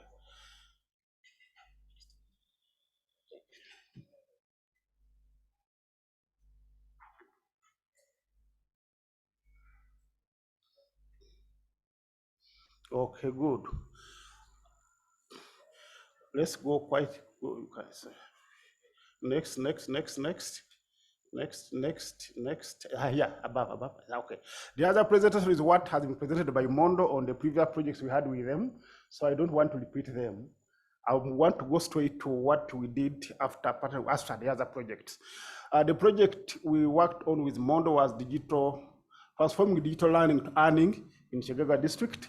At FCA, we have a slogan of linking earning to learning. This case, so we say that what are you earning from the skills you have gotten? So through that, we developed a project called Transforming Digital Learning to Earning, Chegega District, and the time was that, and the amount of money was that. You can go to the next page. Enabel funded this project, and what we offered, which Mondo offered in that project, was computer and smartphone, ABC, digital safety and hygiene, Google tools and online presence, ABC on smartphone, photography and videography, financial literacy, and all those things as we have presented. Next page. So the learners were 160, and out of them, you can go to the next page. Out of them, as soon as the project was ending, we had a total of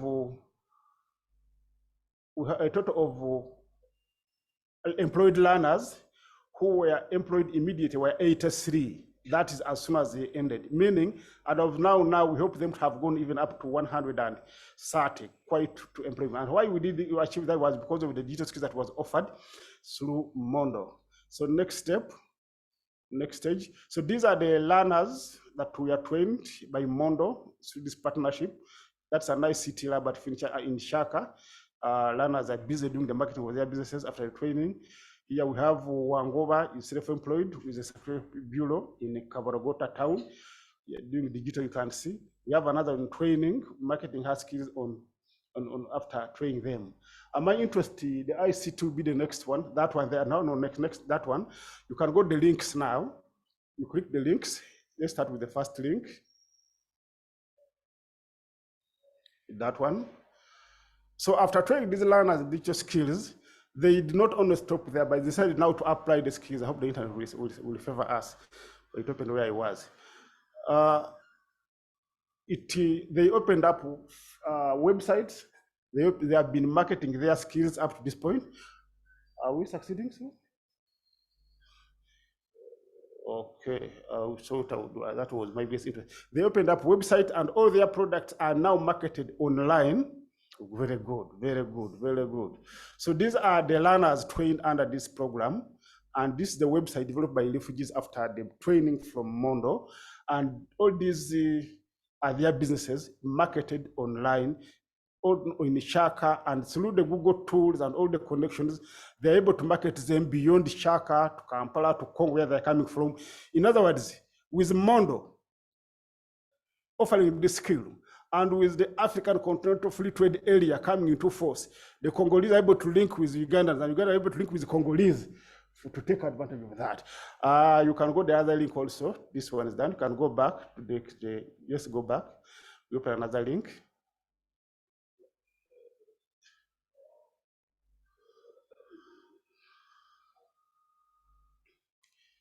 Yeah, so the point I'm trying to bring here is that the impact, like some have just said, it has been quite high. That's another link.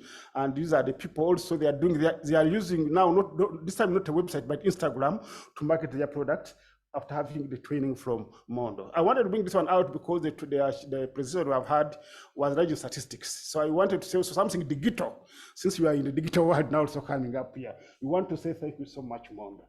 I wanted to, that is all, and these are the learners really marketing their things, and I can assure you that they are earning money and they are doing well. We pray that these things should be sustained going forth. But I wanted to, this may not be the chance probably, I wanted to make this comment that Mondo going forward, next time design should include, like someone recommended, should include how can the learners access devices. How can learners access devices for this kind of thing? In the business, the start is always very hard. When you train these refugees, like I've seen the modules are customized depending on the target of the people intended for that training. For refugees, it's hard for them to get a smartphone of 200,000, quite a lot of money. And yet, this is the only business tool they need to start a business, honestly. So I think going forward, I wanted to request you, we can also partner on this one. We develop a financial and savings digital competence skill in that line. An example, I'm talking like something like a fintech, but this time that has to be customized to charity work NGO. We look at things like in civil code, those are fintechs that can be done this way. In other words, it is a VSLA, but of a digital nature. So that these refugees, through the course of the training, they're able to save their money, but which is safely guarded on the digital platform. And once, which I know Mondo coming from Australia can do that. Once this is achieved, our youth, every time they are done with the training, I'm sure they'll be having as much money enough to buy a phone. If not, they already be linked with a bank or a financial institution within the community through the collective measure of a group, collective scheme to get a loan, and each of them access a phone. If we can do that, Mondo team and all other team guys, I want to assure you, we shall see employment created, we shall see impact sustained, we shall see Mondo everywhere. I want to thank you. Thank you so much, Modan, for your presentation. It was great to learn about how Mondo impacted the project. Right about now, breakfast is served, and it's on my right, on my right. So it's we'll have a break for about 15 minutes, and then we'll be back, and we have the next speaker talking to us just before we. Right after that, then we shall have some discussions where we shall continue this conversation and have some deliberations. So thank you so much. May we now head over to break. Thank you.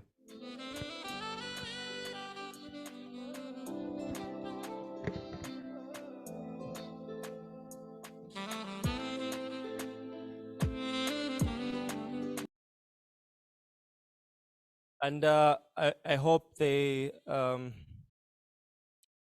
team online has managed to enjoy their break as well. And okay, so right now I would like to invite Wilson from Nakaseke, and Wilson will be sharing with us a few things. Wilson?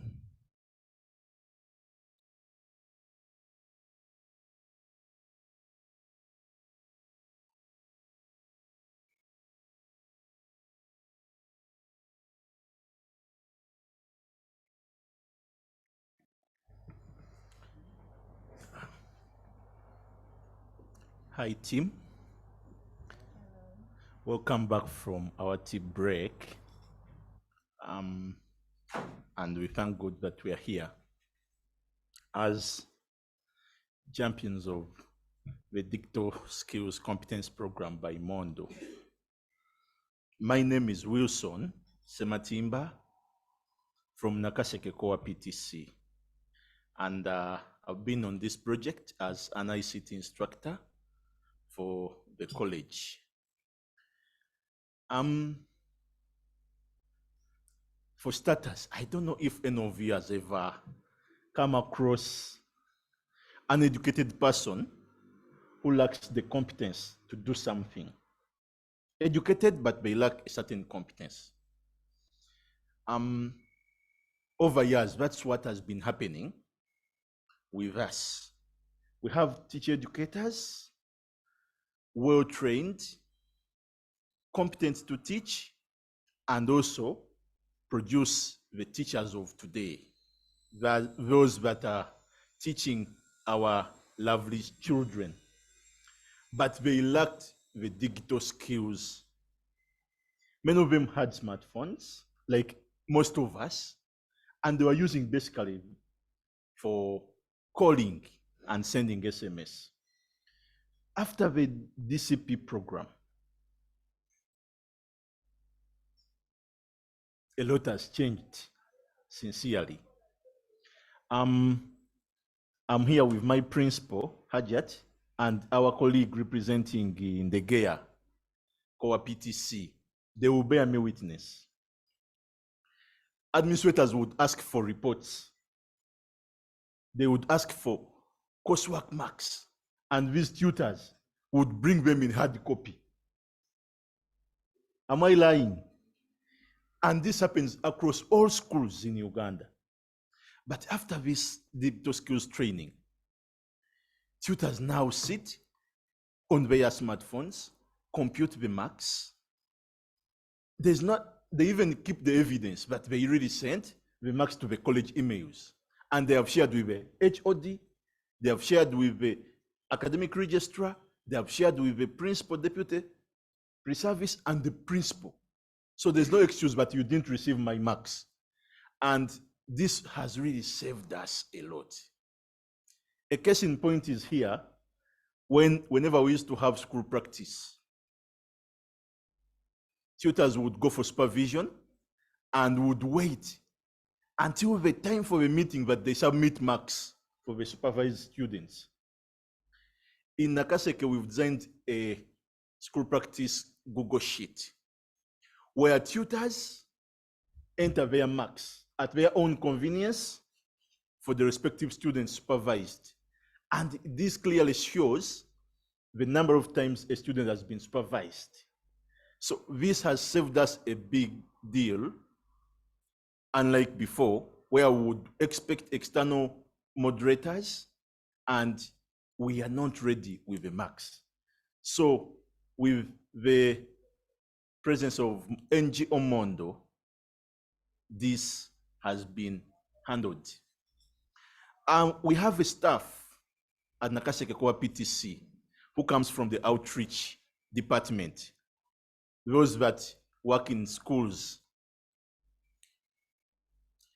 They had tablets given to them by World Vision, and they did not give them the training on how to use the gadgets. This CCT, those are called CCTs, Center Coordinating Tutors, Mr. Boayo, Isaiah. After the digital skills training for the tutors, he stood up and said, sincerely, I'm indeed saved. They gave me a tablet which I kept in my home up to today because I don't know how to operate it. And I can't use it for assessment of learners. I can't use it for monitoring of teachers' activities in schools. And this is affecting me. Whenever they ask for reports, I submit handwritten reports. So the digital skills training has really benefited our tutors. On a personal level, I didn't know the very many courses online could be accessed using a simple smartphone. After the training for the instructors, we really went to these online sources, classcentral.com, and have done a number of courses online with the help of the digital skills that I gained from the NGO Mondo team. We have a department of special needs education. I don't know if Hajat remembers our head of department for PACE, Tutor Jocelyn, and the colleagues there. They used to teach special needs education, and they didn't have the skills on how to use a simple smartphone using assistive technology embedded in the gadget. Actually, one of them approached my colleague and said, my daughter gave birth to a learner, a child who has learning difficulties. And after going through the talk back sessions and the text to speech, this tutor went and started helping the grandchild, and the child is now up to the task. She's improving because of the text to speech and the talk back option of assisted technology that we didn't know exists on these gadgets. I don't know if many of you members knew that there was assistive technology on these gadgets to assist learners with difficulties. So many of us don't know these things. But after this training, we were equipped and it has really made wonders in our lives. I have 2-3 more points to share. The other time we had the 4th Teachers National Symposium in Bugolobi, and all colleges were required to come up with presentations. Our college used the Mondo. We had to discuss with Madame Valerie. Of course, Madame Judith gave us a go-ahead about it. And we used the gadgets they gave us, the smartphones. When our learners went to Shimon Koa PTC for a presentation, it was marvelous. They used these smartphones, affordable ICT equipment, to impact learning and teaching in the education sector. And their presentation was loved so much by the Assistant Commissioner in charge of TET. So we really appreciate Mondo's intervention for equipping us with the digital skills training. As I conclude, Mondo, NGO Mondo, and the Estonian people, through ESTDEV, we are indeed grateful for the support. I remember after the training for the tutors, they even invited us back for a CPD to retool us, to see where we were lacking, and where we could improve. And this really gave us the confidence to teach these learners. In Nakaseka, we trained 40 staff. 35 were teaching staff and 5 were non-teaching staff, a librarian, cooks, the matron, and all these came on board because of the NGO Mondo project. And when you go there,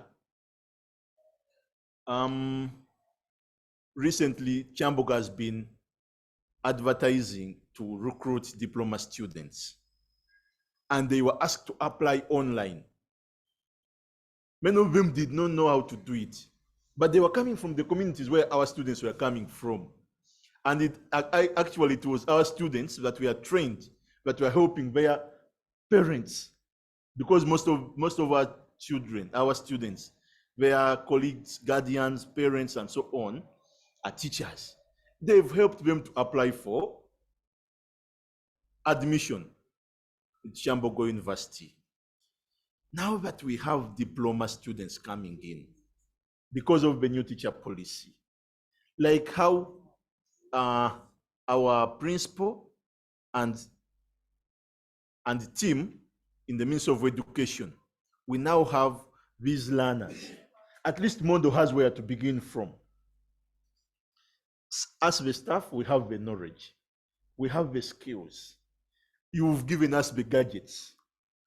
So basically, it's just a matter of taking on the project.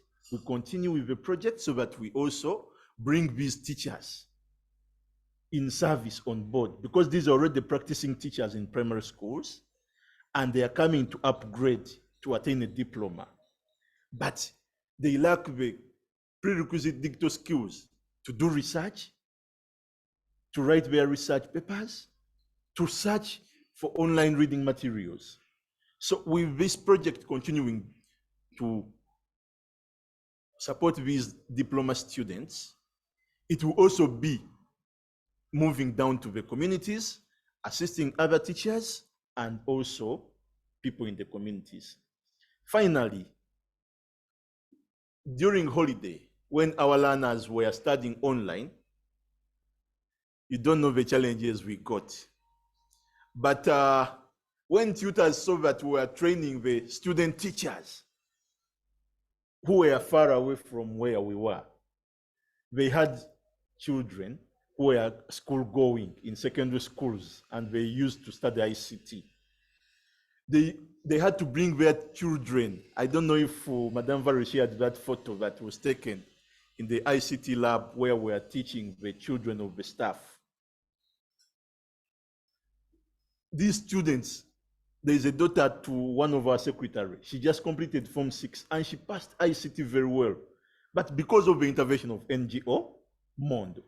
So we are indeed grateful for the support. Thank you so much, Estonian people through ESTDEV. Thank you so much, NGO Mondo, for thinking about Nakaseke, for thinking about the teacher educators. And indeed, it is our prayer that we scale up this program across all the 23 core PTCs of this government to see that more teachers and learners are equipped with digital skills. I submit.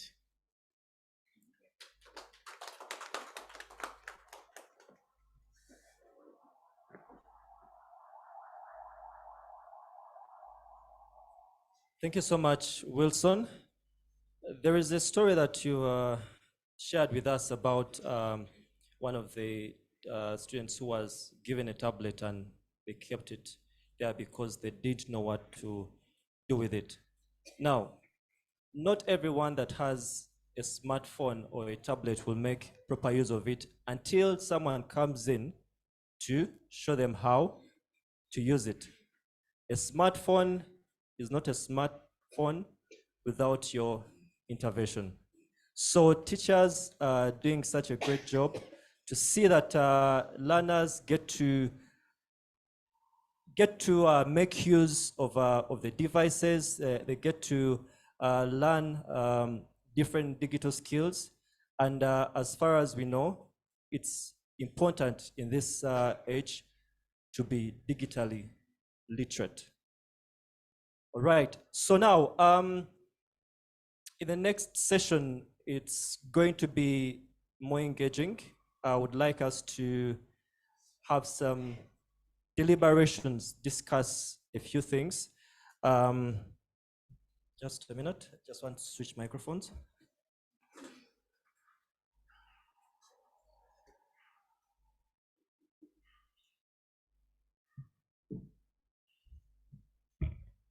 Shadrach, can you kindly help me display the questions? So we shall be diving into a discussion, and I'd like us to engage in a conversation, a dialogue conversation about a few questions. One is, what were the lessons learned during the project in your organization? So I'd like us to have an open discussion. Would you like to take a few minutes to reflect before we can discuss? Can we have about 5 minutes? We have some reflection on the question, and then we can dive back and have an open discussion regarding this question.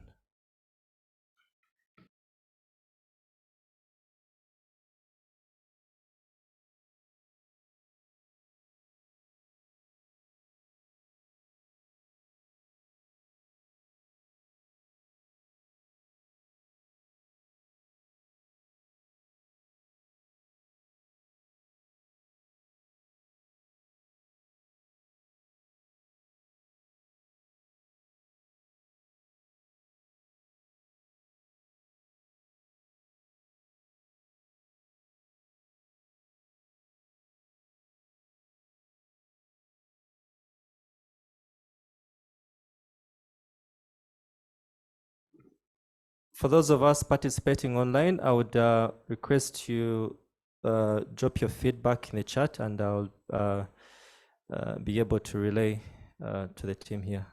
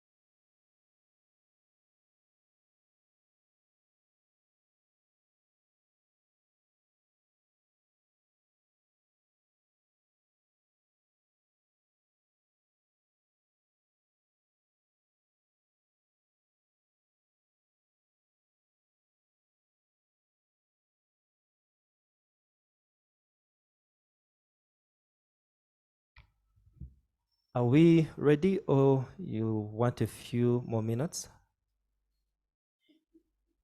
Shall we dive into the open discussion?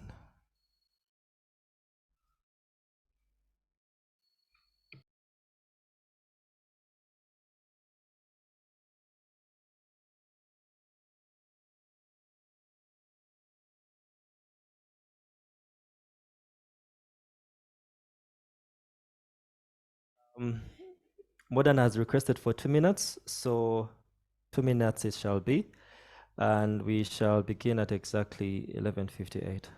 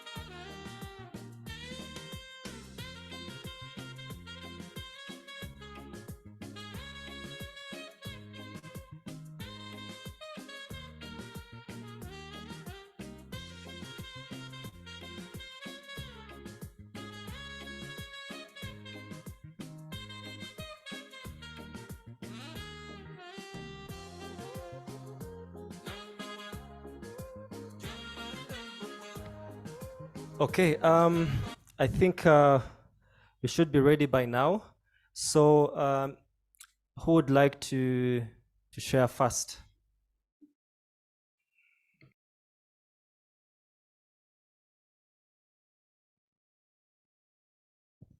Yeah, thank you so much.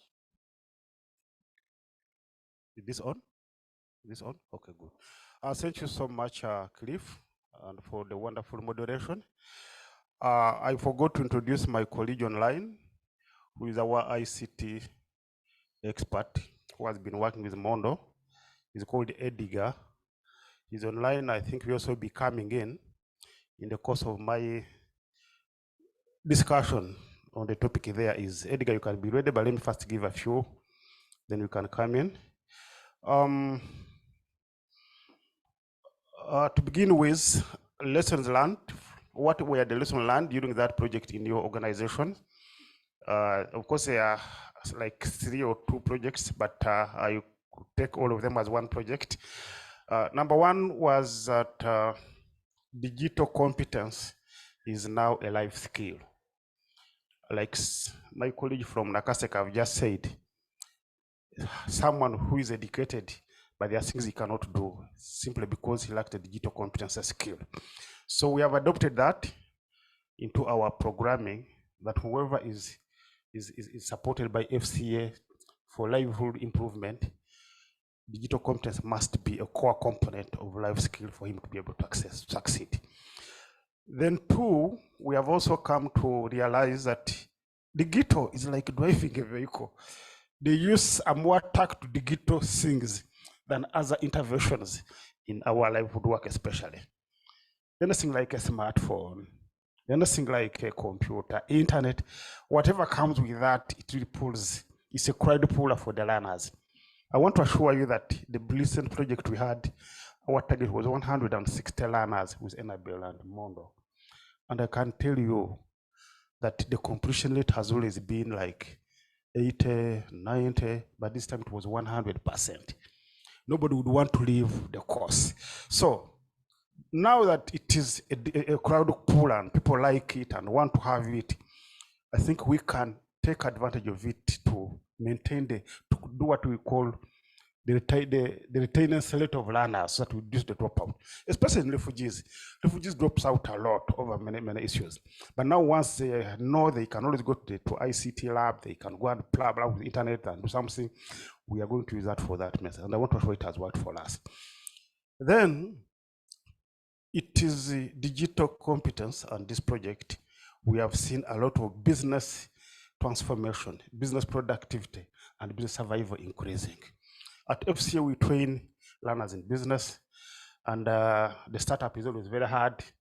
The intricacies of learning a business, getting capital, marketing, it is quite hard. But the moment we introduced what we call digital transformation into business startups and management, we saw it as coming as a very positive, robust boost to learners' businesses. I want to assure you that the startup rate for this has really increased by 65%. The survival rate as of now, it used to be, if 10 learners would start a business, at least you'd know that only 5 will have their businesses celebrate their first birthday at the end of the year. But now I want to assure you that at least this has moved up to 80%. So out of 10, 8 are surviving. The reason being that now they're able to market, they're able to enjoy the business, by the way. There's life now in business management that where it used to be only something to do with work. Now it's not only work, but it's about enjoying work in business. Also another lesson picked, as FCA, we have come to conclude that we have got now to consider promoting digital infrastructure in all our operations. It is quite a big problem, which I had someone mention here in Uganda, that the digital infrastructure counter with the problem in terms of internet cost, in terms of internet access, leave alone the cost. Even when you have a phone, you cannot access networks. And we have come to realize that now, as FCA, where we work, we can find how do we go about this by partnering with maybe UCC and all other digital organizations like Airtel to see how we can have internet in our area of work. This is possible especially by discussing with the Airtel people or MTN, and they do a boost where you are, because now we can no longer live without internet. We can no longer do business for our learners without internet. But also we are happy to mention that the government also have really boosted it up now. So we shall not do this alone. I understand the problem we have faced in these projects shall not be the same problem going forward, because World Bank have already given a strong loan to do the national backbone to boost the internet, if I'm to be general. Yeah, but we have on the negative point of it, of the digital, as a lesson learned at personal but also at the FCA level, is that anything that is good also comes with bad, some of the bad things, which I think as a lesson is that as we train our learners on only the good aspects and how to use digital and what, but we should also warn them ahead of other bad things that comes with digital. Leave alone wasting time, which is a known part. Leave alone the Facebook, TikTok, and may not be positive. But now I want to talk about people also think creatively to produce tools that manipulate people's success. I'm talking about the loan apps. I don't know, you have heard of many loan apps on smartphone here. You cannot sleep hungry today. You can get a loan of 50,000 from iCenter, Solid Motion, from Mango Cash and all others. But have you thought about the interest rate you are going to pay at the end of the day? These loans, they are not very well regulated. You get a loan of 50,000 for start a business, you are going to pay 150 only after 1 week, totally here and there.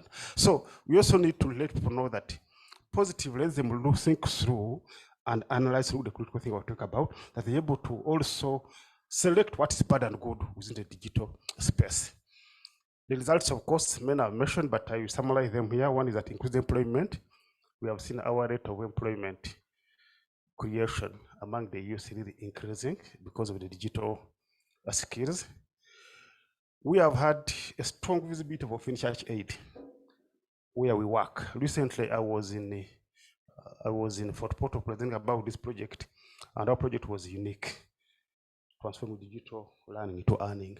And when we talk about FinChurch, is able to see it immediately because now we are marketing on Facebook, we are marketing on Google, we are marketing everywhere. So that visibility comes with a lot of advantages that cannot be said here. Quite a very serious results. Like my colleague said, the staff also become digitally competent. And when staff are digitally competent, reports now no longer taking long to come in.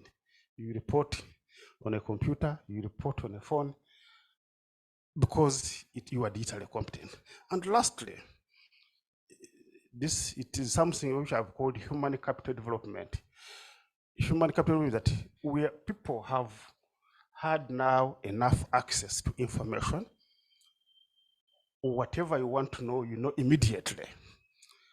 I want to talk about Estonia today, and I Googled immediately to find out how is Estonia ranking in digital rate, and they say it is the best in the whole world. Altogether, human capital development. So I have to answer as long as I have my phone in my hand. So what about the skills you learn from all other areas? Anything you want to know, you're able to know immediately here. So those are the results that we have seen from this project. And I want to assure you that Mondo, I can see at the moment we are still keeping and safeguarding the way forward. But this is the right time for you to scale the intervention across the whole country.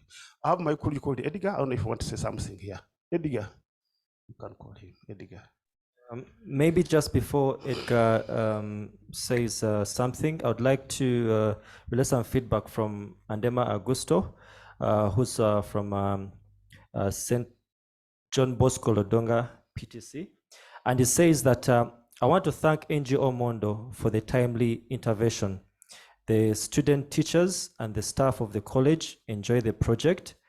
And he goes on to say that I personally think Mondo has really bridged the gap in the digital literacies.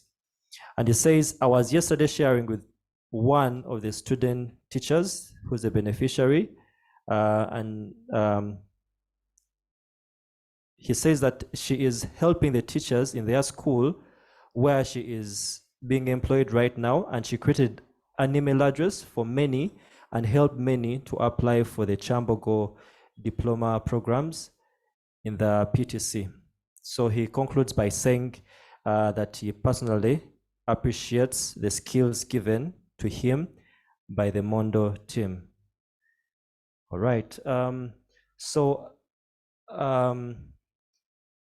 Can we have the contribution from Edgar? Yes. Edgar, are you online?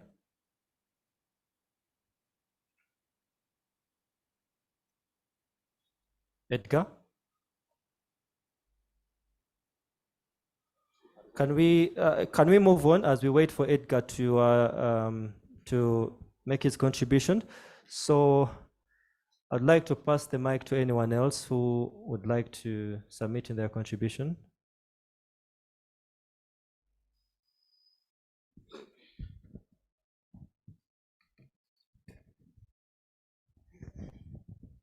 Thank you so much.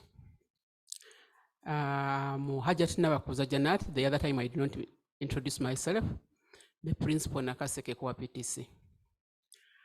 In fact, I'm among those educated. He mentioned somebody is educated, but he lacks. But when we got this project of Mondo, we learned to carry out researching for content that we are going to teach, not only to rely on the textbooks. You can even just find out and say that in this textbook there is a mistake, because you have made your own research with just because of Mondo skills that you have learned from the facilitators or the instructors. We learned sharing the screen. Did I could not But now, if at all maybe I'm with my students or colleagues, we are in the meeting, I can share the screen. The same applies to my colleagues in Nakaseke Core PTC. Another thing, we realize that this mobile phone, this phone, it is a hidden treasure. Because we didn't know that you can move just with the phone, you go somewhere and present something. You teach when you have not gone with anything, any bag full of books, but you only have this phone, you go and do what? Present and teach. And really, people in the audience are convinced that you have taught them. Another thing was creating and inviting people on the Zoom meeting. We can do that. Really, what we have realized, these digital skills are needed. You can't live without digital skills. However much you are saying that I have masters, I have a PhD, in this world of today, if at all we are to move forward, all of us will have to be with the digital skills. Thank you so much, Mondo and Guy. Thank you so much. Maybe as we are relaying our contributions, I would like us to introduce ourselves and talk more about organizations, because this would be the right time for us to, get to know each other more. Thank you.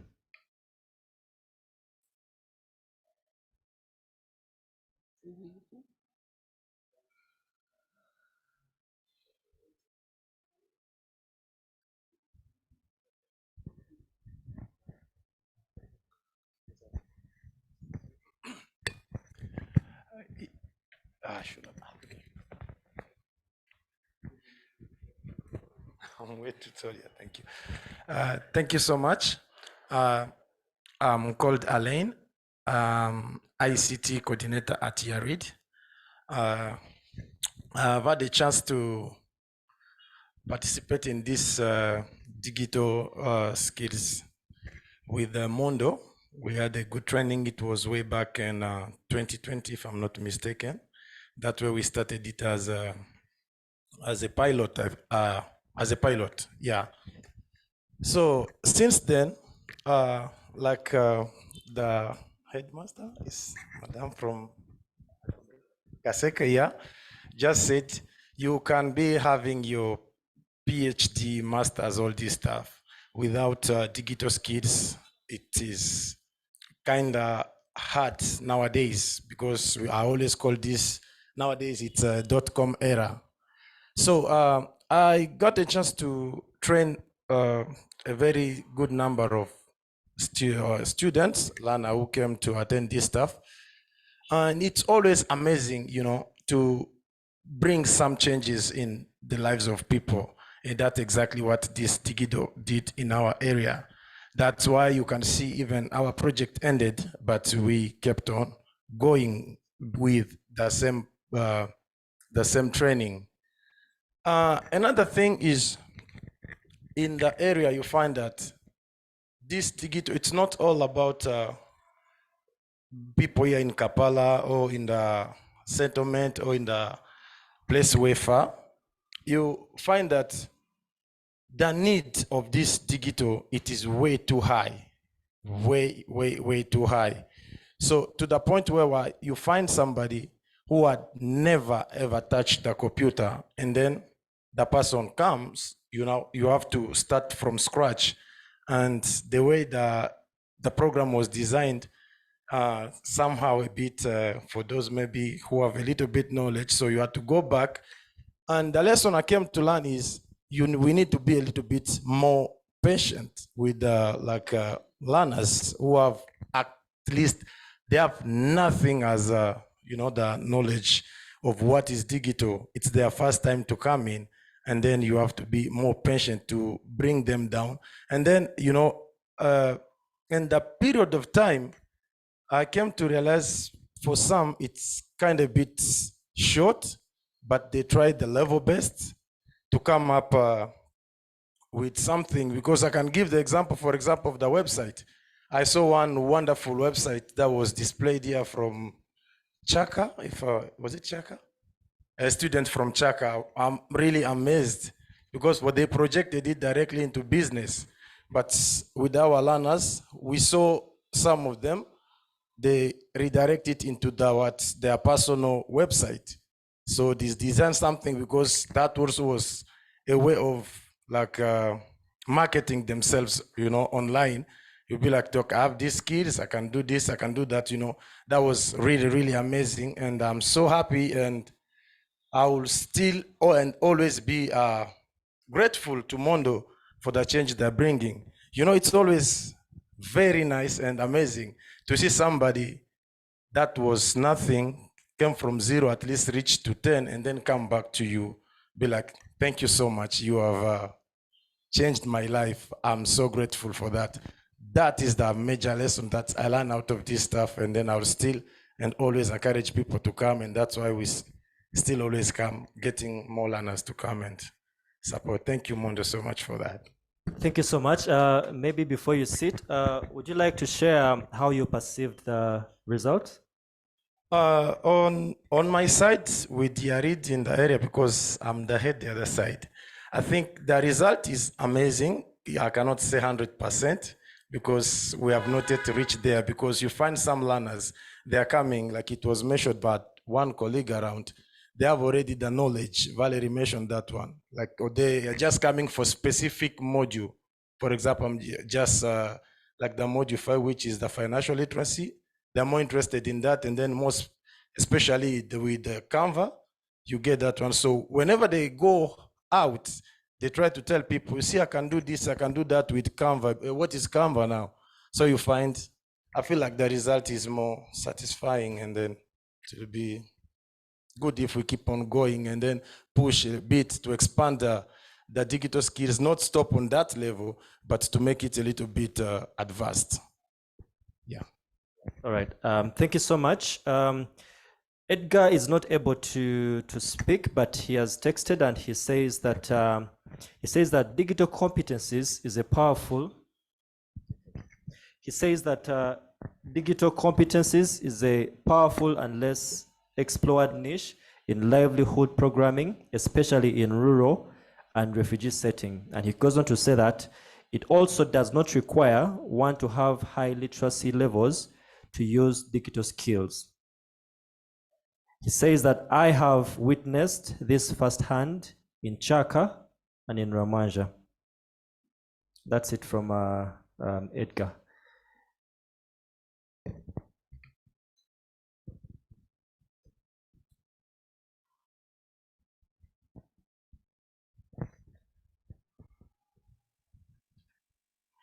Hello. Yeah, okay. I'm Abimo Pamela. I work with NRC. I'm based in Kampala. And I would say about Mondo, one of some of the lessons that we learned, that the team learned during this project implementation is with this project, the learners were able to boost their livelihoods. For instance, they were able to market their products online. They were able to create content, because if you're to look at some of the learners created menus, using the Canvas application. Then you also would see the quality of pictures they take, because when you're to take a picture, it's not about any picture. You need to position yourself. Also, the quality matters to market nowadays on social media. But also one thing we noticed is, you don't need to have high literacy levels, but we also have to factor in the beneficiaries or the learners that we recruited, because some of them had low education levels. English was a problem, so we had to ensure that you translate in the local language for them to understand, because digital is text, so a person cannot click here, do this, but we had to translate in the local language for the learners to grasp some of these contents. Also continuous practice, because there were inconsistencies in the learners. Today they turn up, tomorrow they don't. And we kept on encouraging that they need to continuously practice, because once with technology, once you stop practicing, that's it. You forget, then again, you have to start from zero. But we also noticed that it's something that is key digitally in this era, because, you know, for us to collaborate, to reach out, and you notice the youth through collaboration through the social media, they were able to interact with the other youth.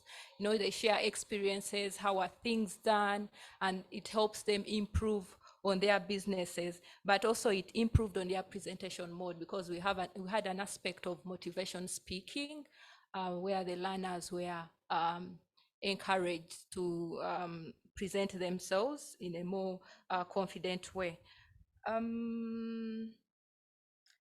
Yeah, basically that's it from my side. Thank you. Thank you so much, Pamela. Maybe for our online participants, I would like to find out if anyone wants to share their feedback on the lessons learned.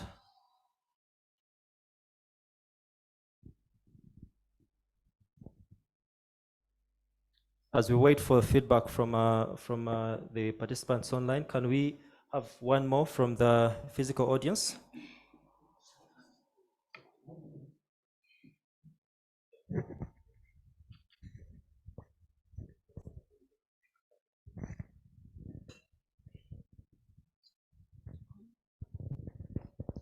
Thank you so much. My name is Rose Nachivuka. I work with the Chivuli Koa Primary Teachers College. I'll start by apologizing for coming in late because of uncertainties. I'm here to bear witness to the NGO called Mondo. I happened to attend all the sessions that happened in Chivuli Koa Primary Teachers College. My lesson is going to start with the research by someone called Landi 2014, who says that developing digital competencies does not only involve educating teachers in understanding and using various emerging technologies that are relevant to their professional practice, but it involves making teachers capable of using digital technology and learning resources in productive ways to transform their knowledge into their teaching subjects, classroom management techniques, and assessment of how students productively use available resources. All what I have mentioned in that research, I am glad to inform the physical and the online audience that the staff and the students of Chivuli Koa Primary Teachers College were able to achieve all the aforementioned.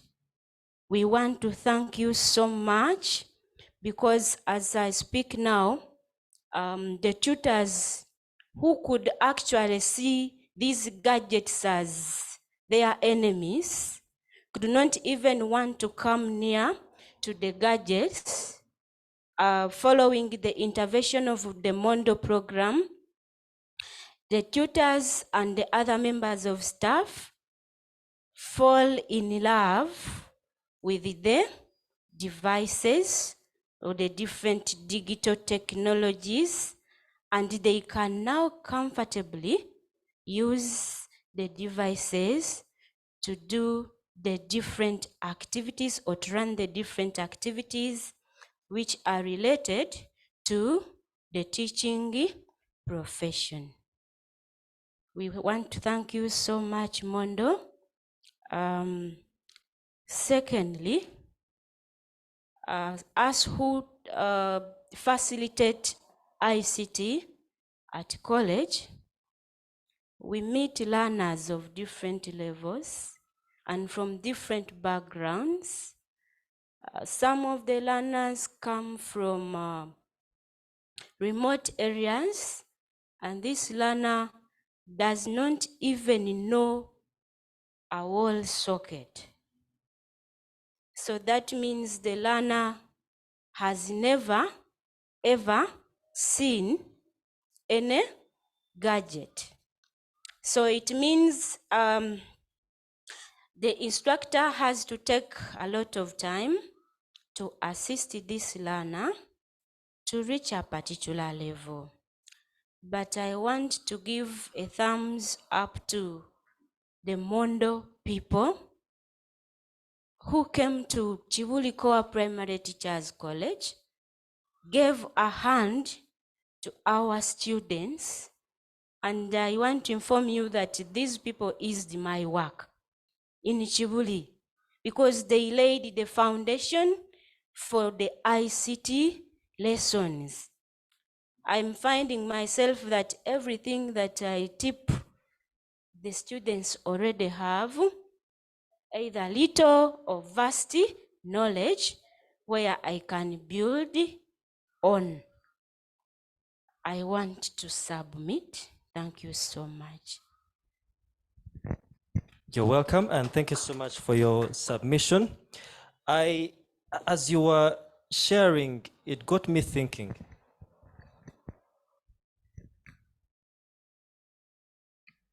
It got me thinking that proximity is not access. Just because you're next to a gold mine does not make you rich.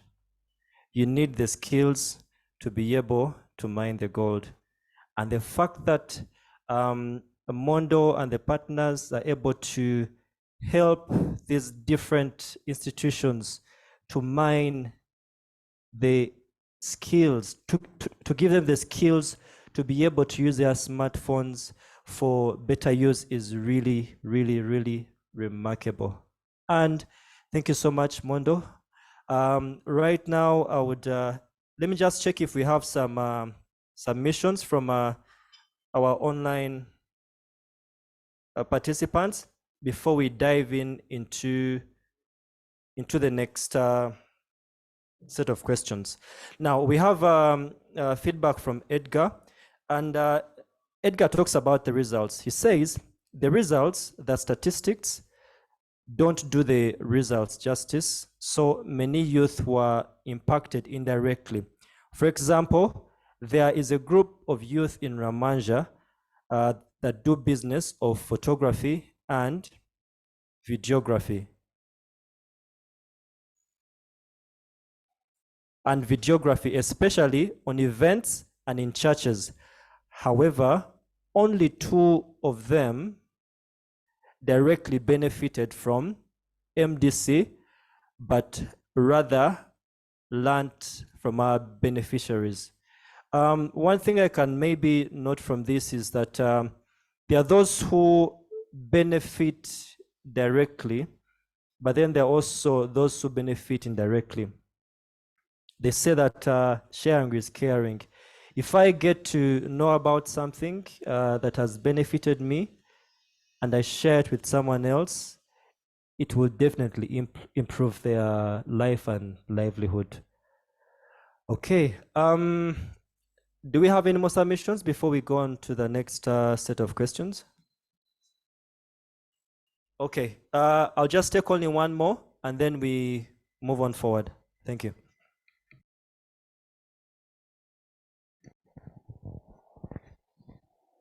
Hi everyone, my name is Susan Moy and I'm an ICT trainer at YARID. So mine is just a add up on what my colleague Alan just said. Some of the lessons that we learned during the course of the trainings is there is need for these digital skills, because to say other programs at YARID are there, but then many people come to our ICT because of the digital trainings that we are giving them. And for that, it really makes us happy and grateful for that. And we also, people that also have the gadgets, but then also they don't know how to use it effectively. For example, we had Olina, who went to South Africa. She had the gadget, but she only knew maybe for chatting, but not using it effectively in a way that maybe can benefit her when it comes to maybe earning something. But we are glad that after the digital trainings they received from YARID, they were able to use it effectively. And I also believe at a personal level that everyone who's living in the current world today using the digital skills should be able to have this knowledge that we are also giving learners out there, or maybe different categories of people. I believe everyone should be knowing these skills. I personally, maybe not going to, I don't have bachelor's in ICT to say, but because I had the background of ICT, I was able to secure myself a job. And currently I went back to school, but it was because through the digital skills that I had that gained me that. Yes, thank you, Mondo, and thank you.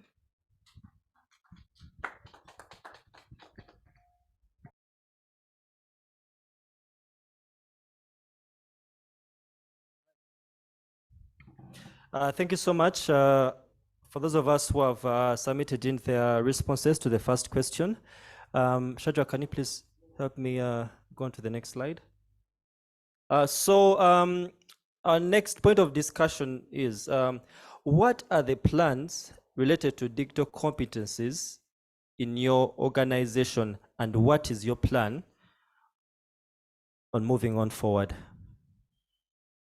Again, what are the plans related to digital competencies in your organization, and how do you plan to move on forward?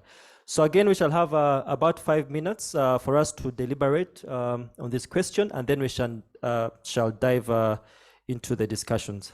Thank you.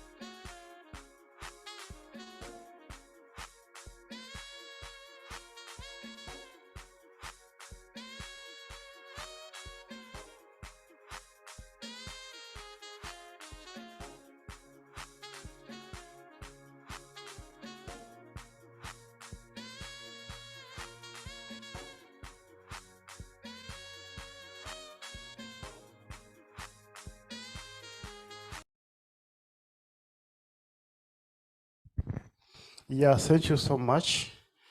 Having benefited and also learned a lot from the Mondo Digital program, and also having participated with them and seeing how beneficial the package is. We've decided to keep it alive, but I want to say that I think it's the same question. Way forward and plan, I think it's the same thing. Yeah, so we have decided to keep this live. To begin with, for the learners that we are trained in the most recent project, where you partner with Mondo and Enabel funded project, we are going to conduct what we have called a tracer study call it an employment tracer study, to follow them in the field, to see how they are applying the digital skills, what we call the digital business skills competences in the field, and what problem are they facing, so that we're able to customize a package to take care of those who are facing challenges digitally. Our assumption is that others could be having maybe lack of application, others could have found other challenges. So we want to do that. It's a plan we have. Enabel is going to do that together with actual Mondo and FCA.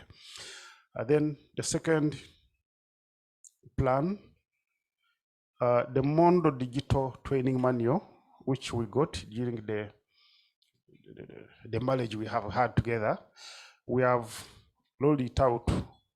We have rolled it out from into all our vocational programming and interventions. In other words, as long as you're a student of FCA in any vocational skilling in application, you cannot move out or graduate without any training in digital. And the biggest component of it is the Mondo Digital Core Package. Of course, we are aware that the way the technology is now, there's not going to be an end to a full all-in-all manual. It keeps getting updated. We hear of the cloud computing, internet of things and others. But now, at least this is the baseline on which we can build on to add more going forward. As NG, of course, FinCharge, we keep writing and fundraising for proposals. And for all those we have written, we have failed, and all others which we are writing, which are yet to be approved, or those we are about to be approved, we have factored in the Mondo Digital Training Package in all of them as a life skill, but also as a skill to be trained as a core skill. So it will be a plan going forward in all you are writing. FCA, of course, have got ICT labs, both in Wamaz and Shaka. And we are aware that for some learners who find it hard to get smartphones or even computers at their home, at least now we have Microsoft. Is it Microsoft Play Store? Micro Play Store. They can come and use computers, use some of these gadgets on our computers using the ICT. And we shall keep it open to all the learners who have supported, whom we have supported, especially refugees who may not have this access, so that at least they're able to apply the digital competences. And lastly, we recently developed what we called an incubation toolkit. Incubation toolkit is a kit meant to drive employment creation by supporting learners after the training.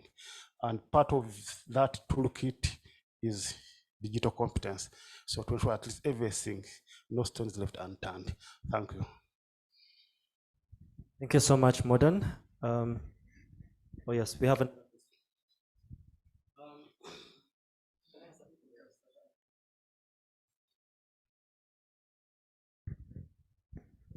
Thank you so much. At Nakaseke Core Primary Teachers College, we have ICT department. And as a principal, I have to work with them to see that we enroll digital competence skills to the incoming students. God willing, we are expecting them in May. And it is our plan to continue with the digital skills on our college timetable. At least each and every stream has to be with it. At least 2 hours a week of digital skill lessons. And we are also planning to improve on the capacity building, because as you are all aware that tutors are, okay, in our profession, people are transferred. You never know, maybe next the coming semester, we shall not be with those ones who were trained by Mondo. We have to do what? To see that we always keep on improving on the capacity building as far as the teaching staff is concerned. We are also planning to get more digital gadgets from stakeholders and funders, if possible. We are also planning to get more connected as far as internet is concerned. Nakaseke is somehow very far, but we thank Mondo. At least Mondo tried to see that we are connected, but you know it was Airtel, and these days I don't know, my Wilson can tell us something concerning the internet. We are no longer on the internet, but previously Mondo had connected us, but these days we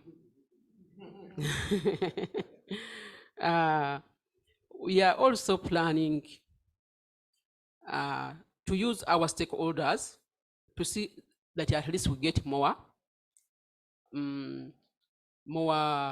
computers in our computer labs, because we have computer labs, but most of the gadgets which are there need to be updated, and they are not also enough.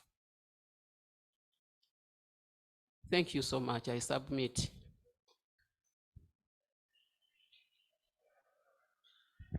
Thank you so much for your submission. We'll have one more. Thank you. Yeah, thank you so much once again. As in my previous submission, as I mentioned, our project with Mondo ended. It was last year in August, but we kept on going with the program. So we added on a little bit part of the offline package, where we had to train our learners to get them, like those who have never touched a computer before, for example, computer for the first time, they're just getting closer to the computer. So we give time to that offline package first, and then later on we go in and start the online version, you know, where we start with what is internet, and then going forward up to the web designing. And from there, we as YARID organization, we are planning to put in the level 2, where we are going to equip them even more with the more practical and more technical part of the ICT, where when they go to the market, they'll be a bit complete with the package that we are going to give them. I think this is our way forward. Thank you so much. I submit. Thank you so much. Do we have any feedback? Just one more.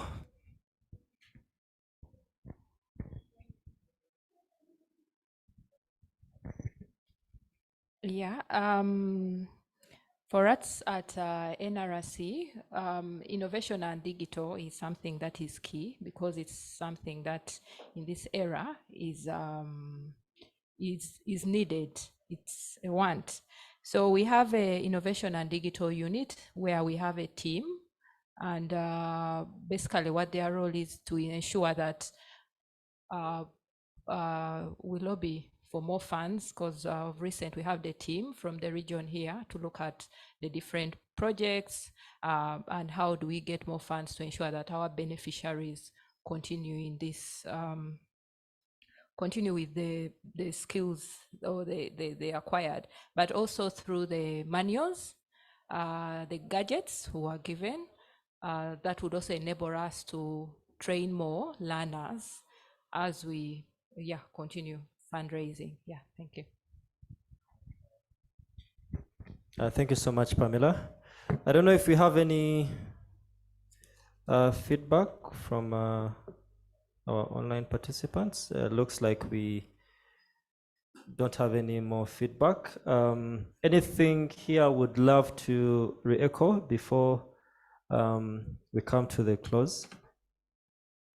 Anything anyone wants to re-echo, or something you might have forgotten to talk about?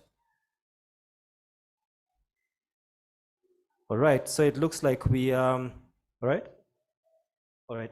okay, so it looks like the day has the meeting is coming to a close, but before we close, I would like to I'd like to invite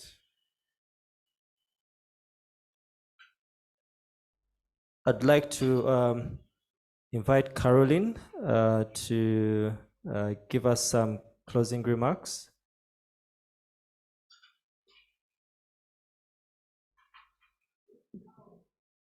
Yes, it was really nice, first of all, just to hear from all of our partners, and it was amazing to hear all the stories from the fields, and also we are really happy to find out that it was not only capacity strengthening or skill building to the beneficiaries, but it was also helping all of you in your daily work tasks. And we have been really intensively thinking at Mondo that what is the future of this digital, and now with this more active forthcoming of artificial intelligence. By the way, this image is created by a wonderful image creating bot called DALE2. I was even thinking that maybe I can use my closing marks to ChatGPT to create it, but it seems that those tools are now in high demand, and we are really thinking that we are living in an amazing time with so many knowledge and opportunities and big transformations ahead, not only in terms of digital, but I guess also in terms of the whole sustainability of our world. But how to bring those transformations and knowledge into our program, and we are constantly in development of those new advancements, and also thinking that perhaps the future of this digital programming at Mondo will be more connected, that digital as a means to find solutions, to find new knowledge, to teach about creativity, but rather not to forget also the well-being. Globally, a lot of more concerns, especially in humanitarian actions, is connected with this psychosocial health and well-being. So we are currently thinking of how to reframe all of our programs, that they would really be not only learner-centered, but also something that emphasizes other important aspects that there are. And then as we are wrapping up with this project, we are also excited to find out opportunities to start with new projects.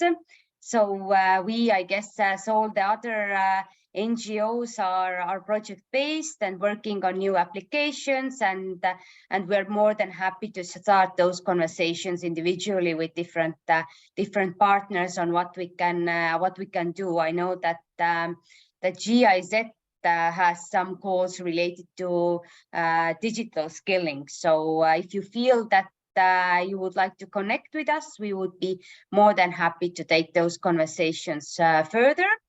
Also, currently, as we are wrapping up with those two projects, then we will share a lot of stories from the field, both in our Instagram and in our LinkedIn page. Our Facebook page mostly is connected with serving the audience in Estonia, so I did not place that. And we will definitely share the report, let's say in mid-April with all of you. Just to say my deep gratitude to all of our partners. Thanks to you, we are able to hear those wonderful stories, and you are the ones who actually put it into action in the fields.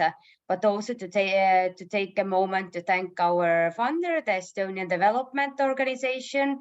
They really wanted to be present today, but unfortunately they were not able to do that, but they will be hearing the stories and our discussions as we are saving also this web stream, so that we can also share with you, and feel free to share with your colleagues. So thank you so much, and for you, Cliff, I think. All right, thank you so much, Caroline, for your closing remarks. From me, it's been a pleasure and an honor to be facilitating this event, and I have learned a lot. Yeah, I've really learned a lot. And I just want to say thank you again for making time to be part of this meeting. And I do hope the conversations we've had here can continue. If you have anything you'd like to share. All right, so now it's just 3 minutes to lunch, and lunch is served at the bar, just next to the lunch is served at the main restaurant next to the bar, and we'll need coupons to access the lunch. Have all of us gotten coupons? For those of us joining online, I know we were able to collaborate online digitally, but unfortunately if you could allow us to enjoy this meal, we'll share our experiences with the meals, and we do hope you have a nice lunch too. I'm sure you have something prepared, so I do hope we all of us can get to enjoy lunch. Now, before we head out for lunch, I'd request us to have a group shot just next to the banners. I don't know if it's possible if we can have those of us online to switch on our microphones, our video, sorry, so that we see if we can incorporate you in the photo. I don't know, is that possible? Okay, it would be great.